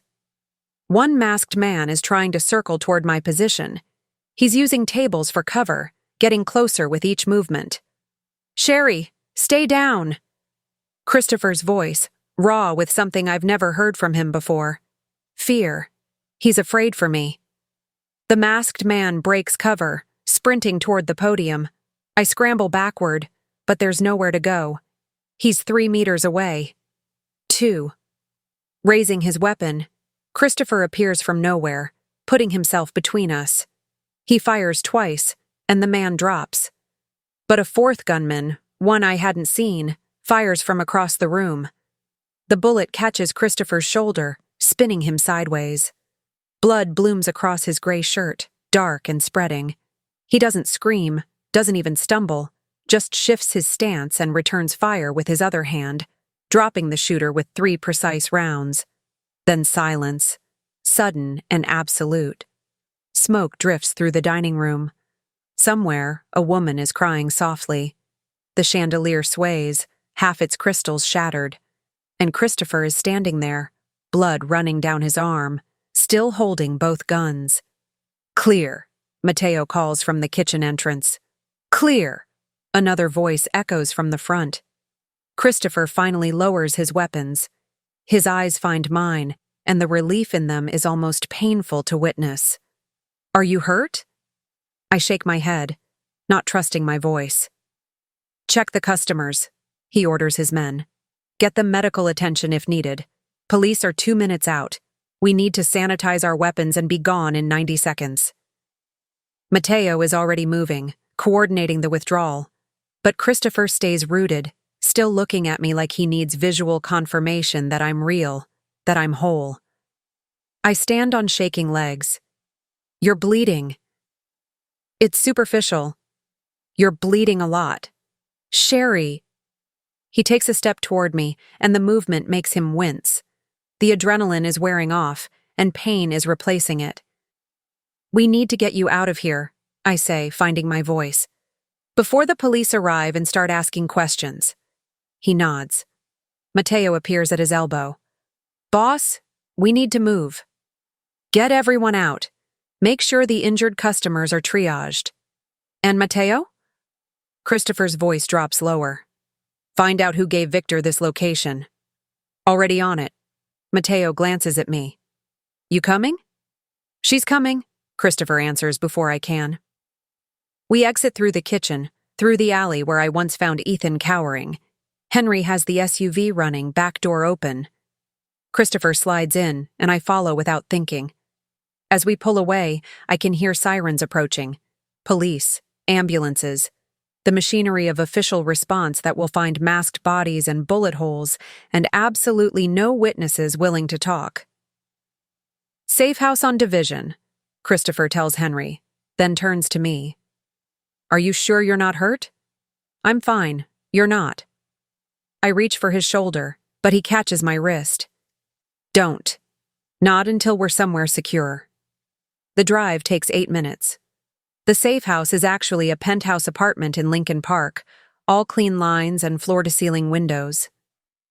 Henry leads us to a bathroom stocked with medical supplies that would make an emergency room jealous. Christopher sits on the edge of the bathtub, and I finally get a good look at the wound. The bullet grazed his shoulder, deep enough to bleed heavily, but not deep enough to need a hospital. The kind of injury that speaks to a lifetime of close calls and dangerous luck. "You need stitches," I say, pulling on latex gloves with hands that won't stop shaking. I know. Can you do them? I waitressed my way through a semester of pre-med before I ran out of money. I thread a needle, my movements automatic even as my brain screams about everything that just happened. This is going to hurt. I know. I clean the wound with antiseptic, and he doesn't make a sound, doesn't flinch, just watches me with those dark eyes while I work. You should have stayed away from me, he says quietly. My hands pause mid-stitch. What? This, tonight. Those men were there because of me, because you're associated with me. His jaw tightens. I make everything I touch dangerous.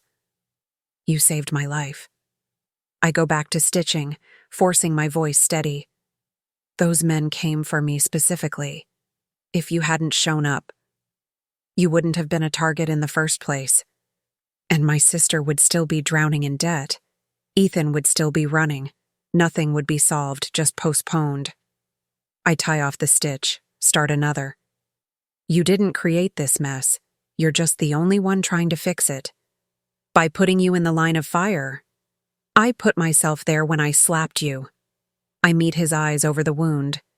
Everything after that was my choice. Was it?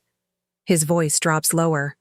Or did I manipulate you into accepting my contract, into staying close, into becoming someone Victor could use against me?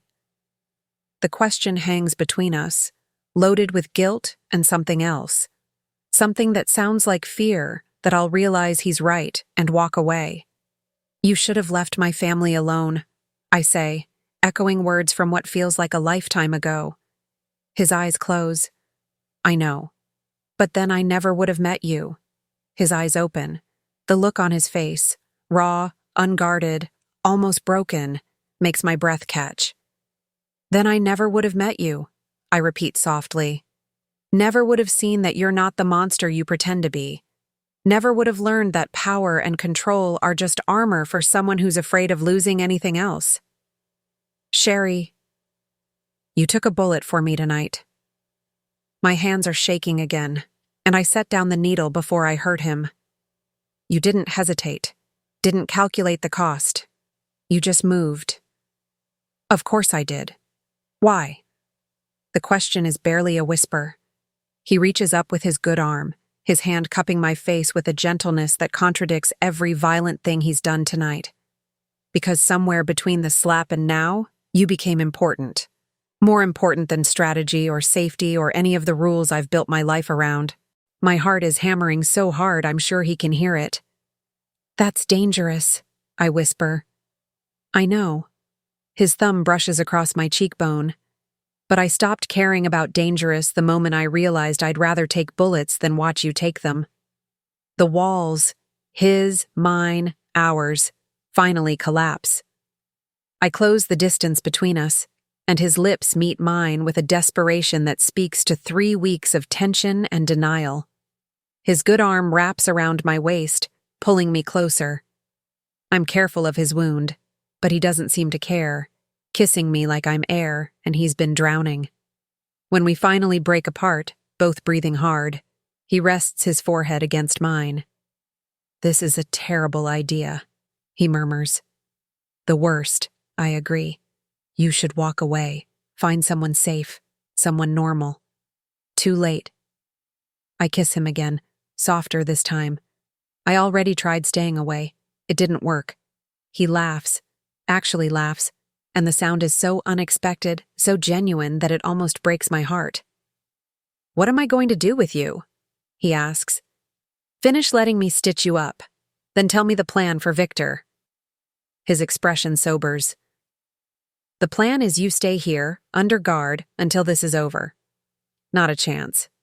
Sherry, we're partners now. I pick up the needle again. Whether you like it or not, you brought me into your world, taught me to see what you see, made me care about... I stop, not quite ready to finish that sentence. You don't get to sideline me when things get dangerous. You almost died tonight. So did you. I resume stitching. And I'm betting this won't be the last time before we take down Victor.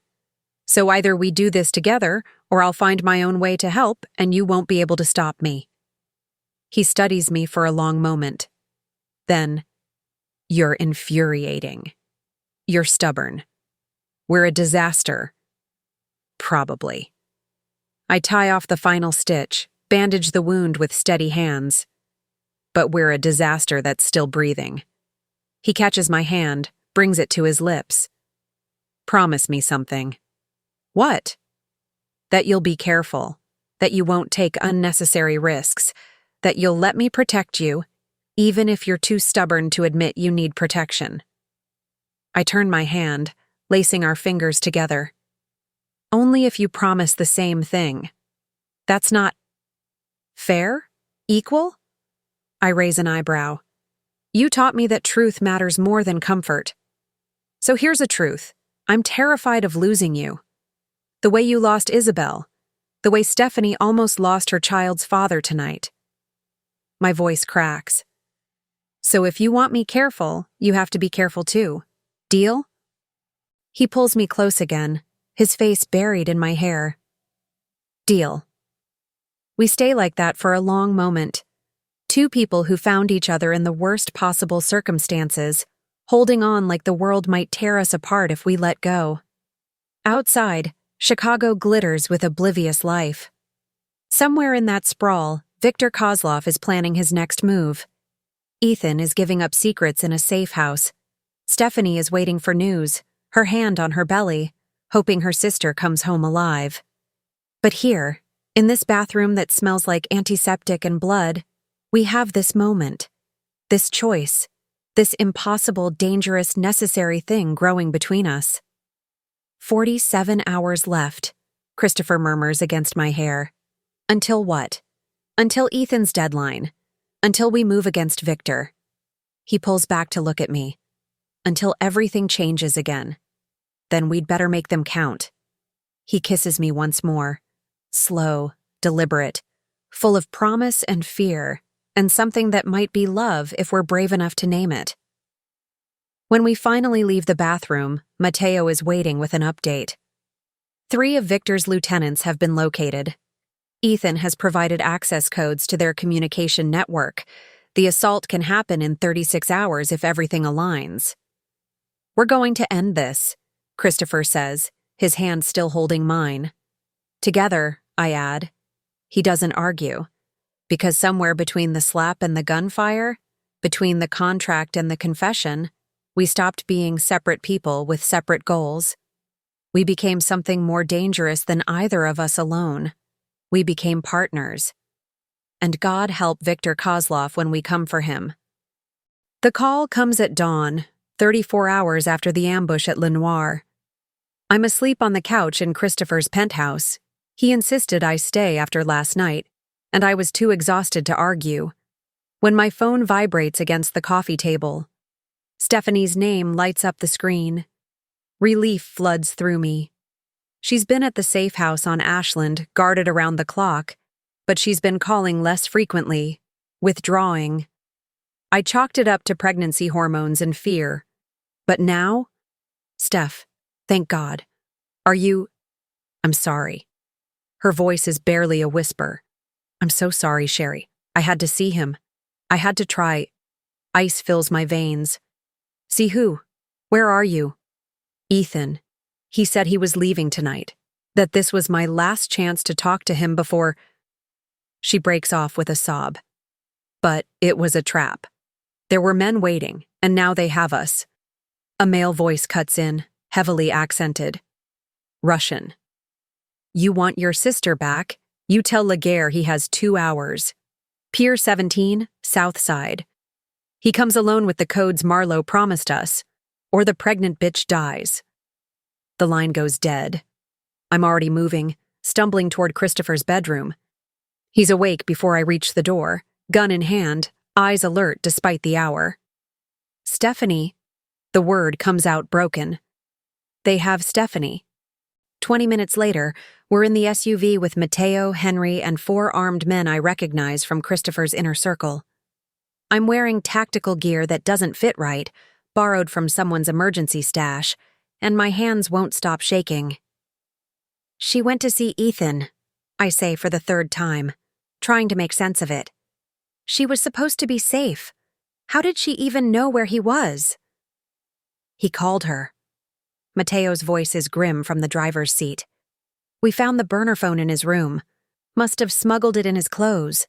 He's been communicating with Victor's people, using your sister as leverage to negotiate his own escape. That son of a... Christopher's hand finds mine, squeezes hard enough to hurt. He hasn't said much since I woke him. Just moved with lethal efficiency, coordinating his team, checking weapons, making calls. But I can see it in his eyes. The same calculation I watched him make before the ambush. The weighing of violence against restraint, revenge against strategy.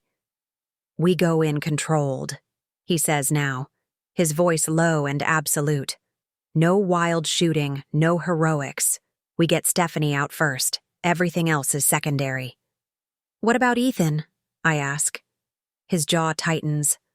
Depends on whether he's still useful or if he's chosen to die today. The drive to the south side takes 40 minutes in early morning traffic. Pier 17 used to be an active shipping dock before the city shut it down for environmental violations. Now it's just rusted metal and rotting wood, the kind of place where bad things happen and bodies wash up with the tide. We park 3 blocks away. Christopher sends 2 men to flank from the north, 2 more from the south.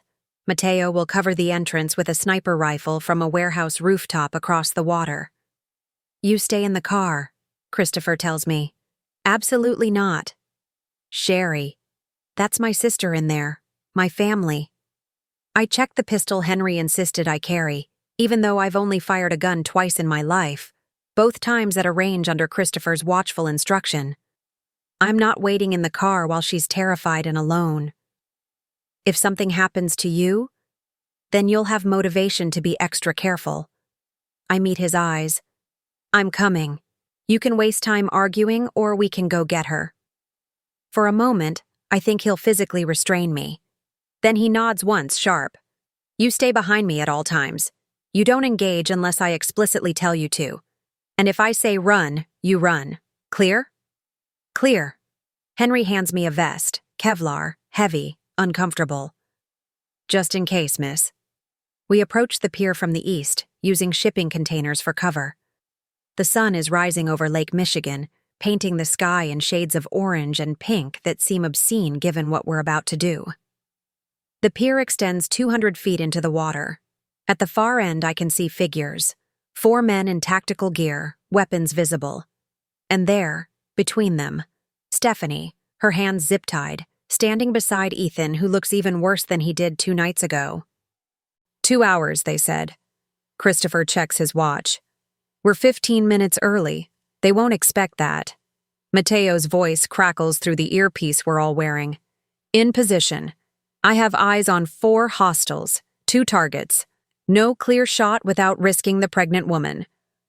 Hold position, Christopher orders. We're going in. He steps out from behind the container, hands visible, no weapon drawn. I follow, my heart hammering so hard it hurts. La guerre! One of the men, tall, broad, with a face like carved granite, calls out, You're early, and you brought company. The deal was a loan. The deal was negotiable the moment you took a pregnant woman hostage. Christopher's voice carries across the pier, calm and absolutely lethal. Let her go, and we'll talk. Let her go? The man laughs. You give us the access codes Marlowe promised, then maybe we talk about letting her go. Christopher takes another step forward. I stay behind him, eyes locked on Stephanie. She's trying to be brave. I can see it in the set of her shoulders, the way she's breathing slow and deliberate, but her face is streaked with tears. The codes are worthless now, Christopher says. I changed them the moment Marlowe started talking. Whatever he promised you, it's outdated information. The man's expression darkens. Then Marlowe lied to us, again. He turns to Ethan, and even from this distance, I can see Ethan flinch. You said you had leverage. You said, I do have leverage. Ethan's voice is desperate. Just let me explain. One of the other men hits him, hard. Ethan crumples, blood streaming from his nose. Stephanie screams. I lunge forward, but Christopher's arm shoots out, blocking me. Wait, he murmurs. Not yet. Christopher, they're hurting. I know. Trust me. The tall man grabs Stephanie by the arm, yanks her forward.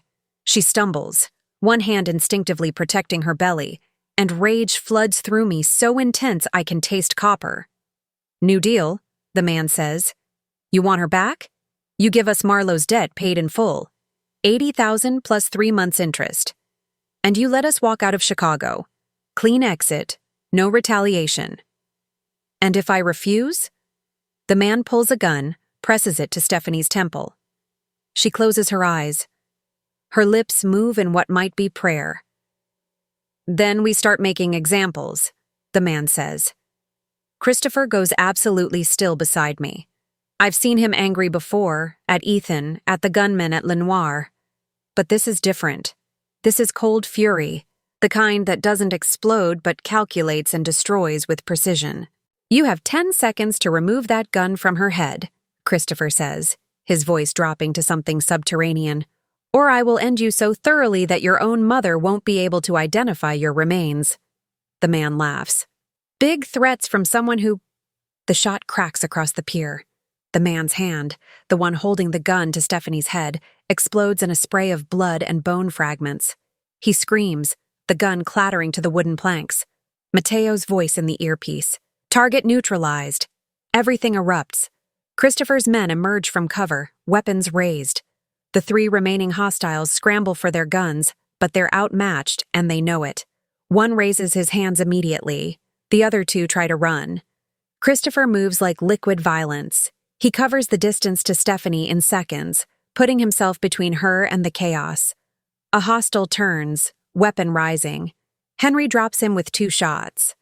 I'm running too, no longer thinking, just moving toward my sister. Ethan is on his knees, hands over his head, sobbing. One of the hostiles tries to use him as a shield, but Christopher appears behind them, his gun pressed to the man's spine. Drop it. The man drops it. Within 60 seconds, it's over. 3 hostiles restrained, one dead from Henry's shots, one writhing on the pier clutching his destroyed hand. And Stephanie, I reach her as Christopher cuts her zip ties. She collapses into my arms, shaking, gasping, her hand never leaving her belly. The baby, she's saying over and over. Is the baby okay? Did they hurt? Shh, it's okay. You're okay. We've got you. I'm crying too, holding her as tightly as I dare. I've got you, Steph. I'm so sorry. I'm so... Clear, Mateo announces, jogging down from his position. Police are 3 minutes out. We need to sanitize and evacuate. Christopher's team moves with practiced efficiency, collecting shell casings, wiping down surfaces, herding the restrained hostiles toward waiting vehicles. This will become another unsolved incident on the South Side, another mystery the police will investigate, but never solve. Christopher approaches Ethan, who's still on his knees, blood dripping from his nose onto the weathered planks. Please, Ethan whispers. Please don't kill me. I didn't know they'd take her. I just wanted... You wanted to save yourself by offering up my sister as collateral? I step away from Stephanie, moving toward them. You called her, lied to her, used her fear and her love against her. I was desperate. You've been desperate for 2 years. It hasn't made you better. It's made you reckless. Christopher crouches beside him, and Ethan flinches. Here's what's going to happen. You're going to take the new identity I arranged. You're going to move to Portland. You're going to get a job, any job, and you're going to disappear so completely that even I can't find you. But Stephanie is no longer your concern. Neither is the child. You gave up the right to be a father the moment you gambled their safety for your own. Please, I love her. No. Christopher's voice cuts like glass. You love yourself. That's all you've ever loved. Now get out of my city before I change my mind about letting you breathe. Henry and another man haul Ethan to his feet, drag him toward one of the SUVs. He's still begging, still pleading, but no one's listening anymore. Sirens wail in the distance. "We need to move," Mateo says. "Now." Christopher turns to me.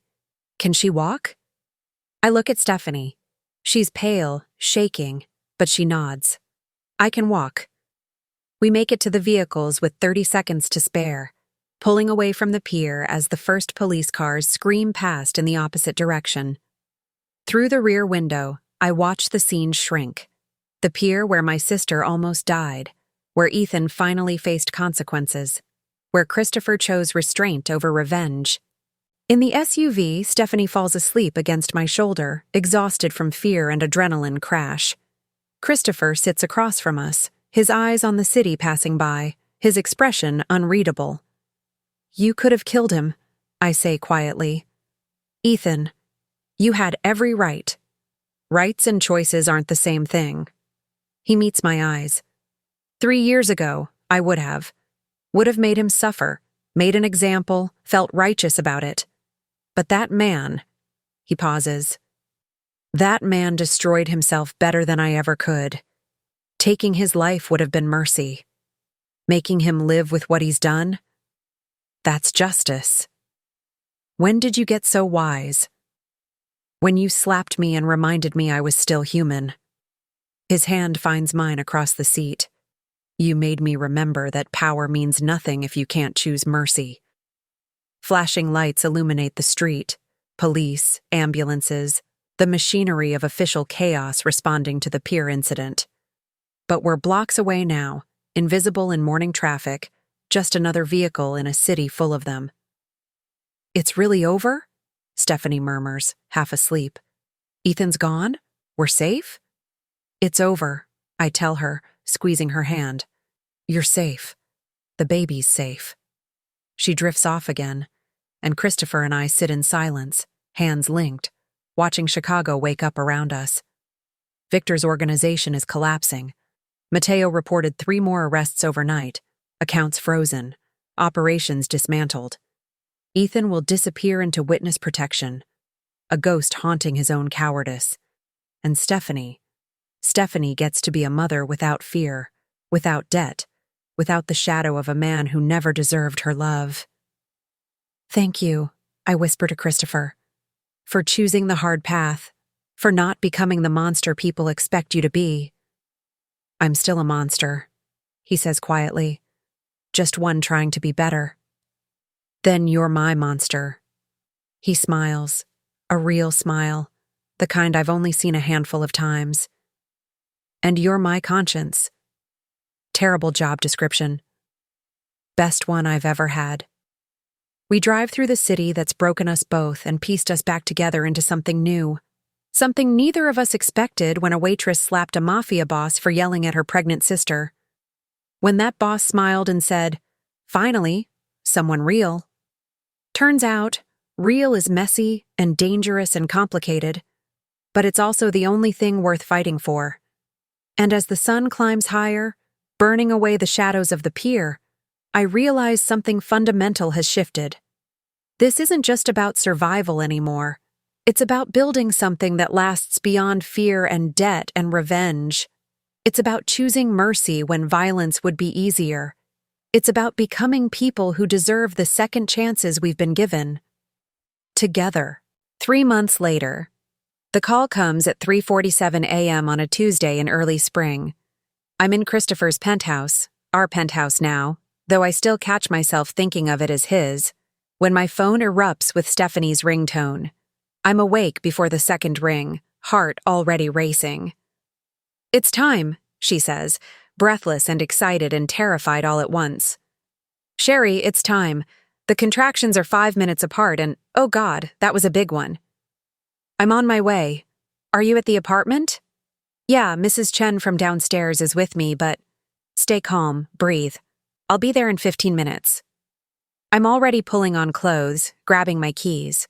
Christopher appears in the doorway, hair mussed from sleep, immediately alert. "The baby?"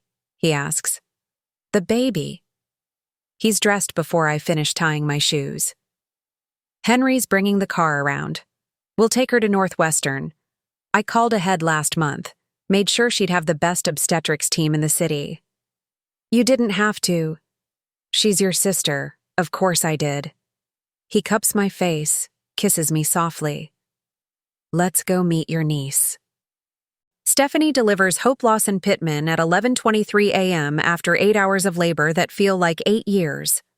I'm in the delivery room the entire time, holding her hand, breathing with her, whispering encouragement when she's convinced she can't do this. You can, I tell her as another contraction hits.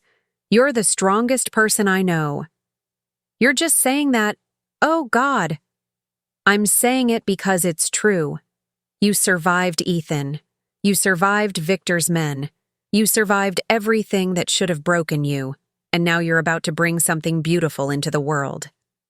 When Hope finally arrives, 6 pounds, 9 ounces of squalling perfect fury, Stephanie sobs with relief and joy and exhaustion.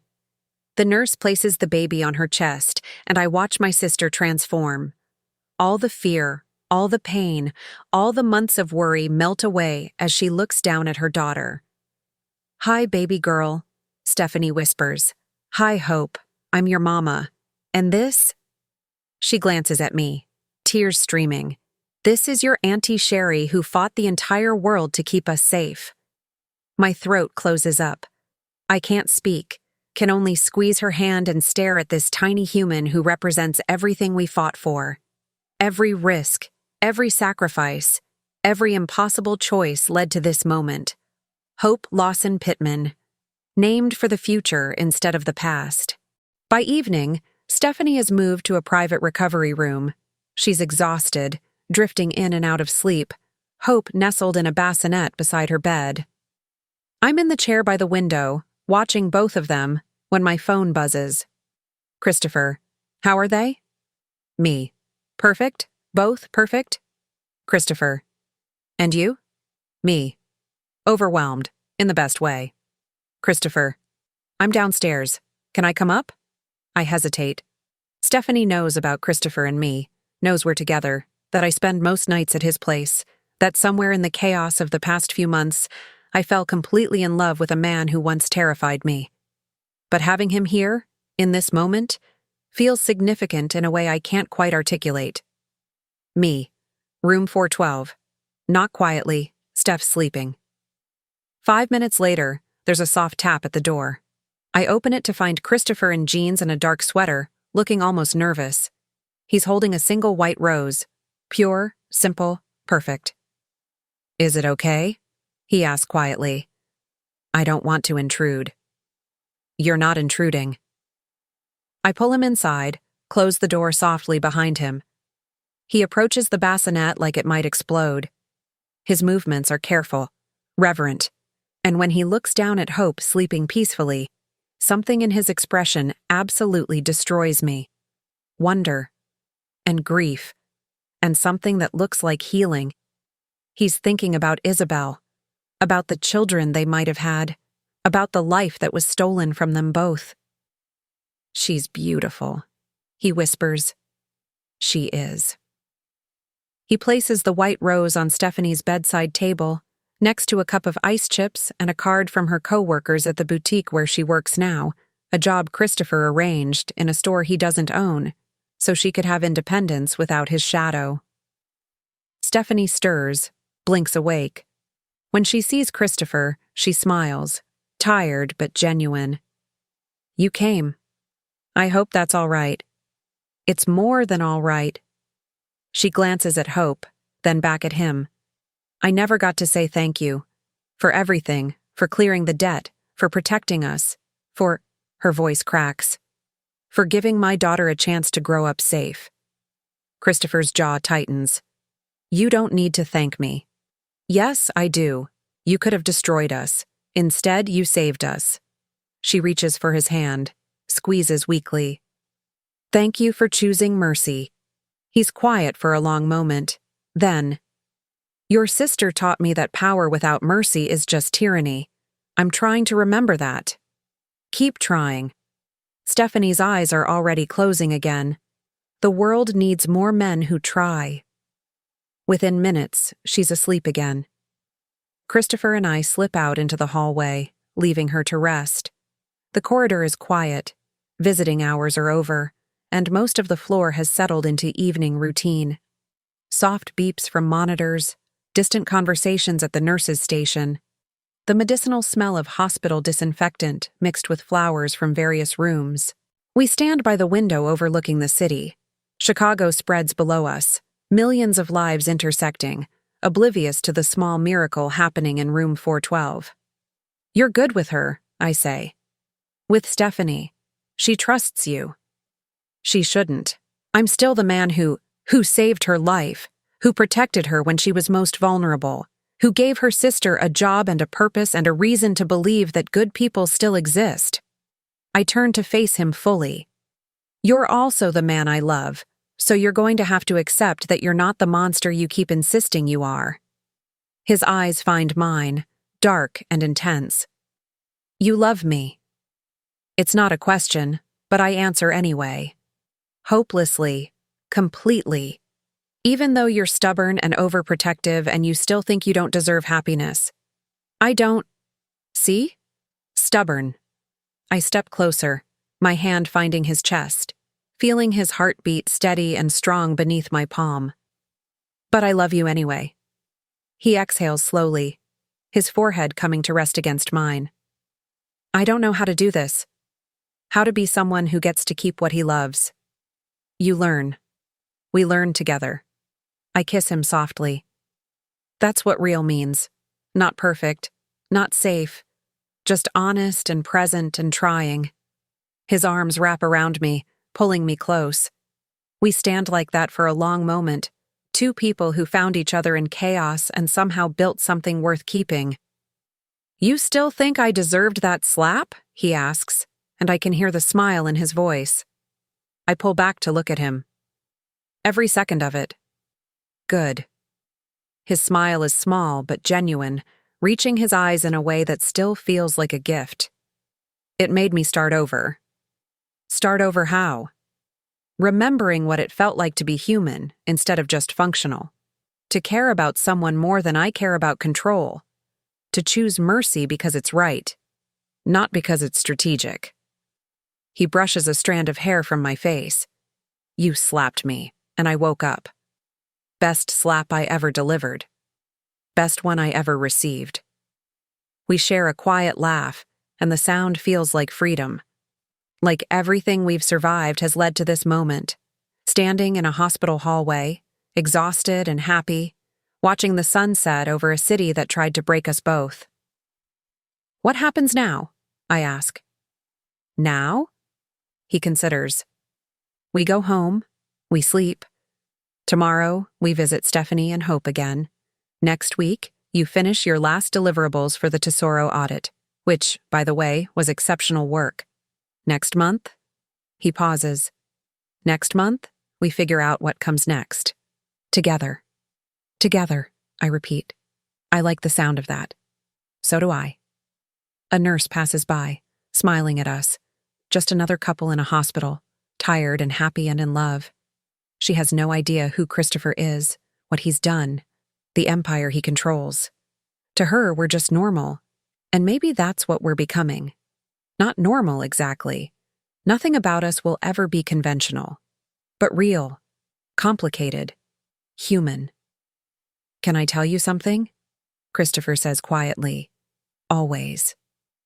When I first saw you across that restaurant, slapping me in front of everyone, I thought you were magnificent. Fierce and fearless and absolutely terrifying in the best way. His hand finds mine, fingers interlacing. But I didn't know yet that you'd become the most important person in my life, that you'd teach me how to be better, that you'd make me want to be the man Isabel believed I could be. My throat tightens. She'd be proud of you, of who you're becoming. I hope so. He looks out at the city, at the lights beginning to shimmer in the dusk. I spent 3 years punishing myself for surviving when she didn't. Building walls so high I forgot what it felt like to let someone in. And then you... He shakes his head, almost laughing. Then you came crashing through every defense I had with one perfectly aimed slap. I have good aim. You have perfect aim. He turns back to me, and the look on his face makes my heart stutter.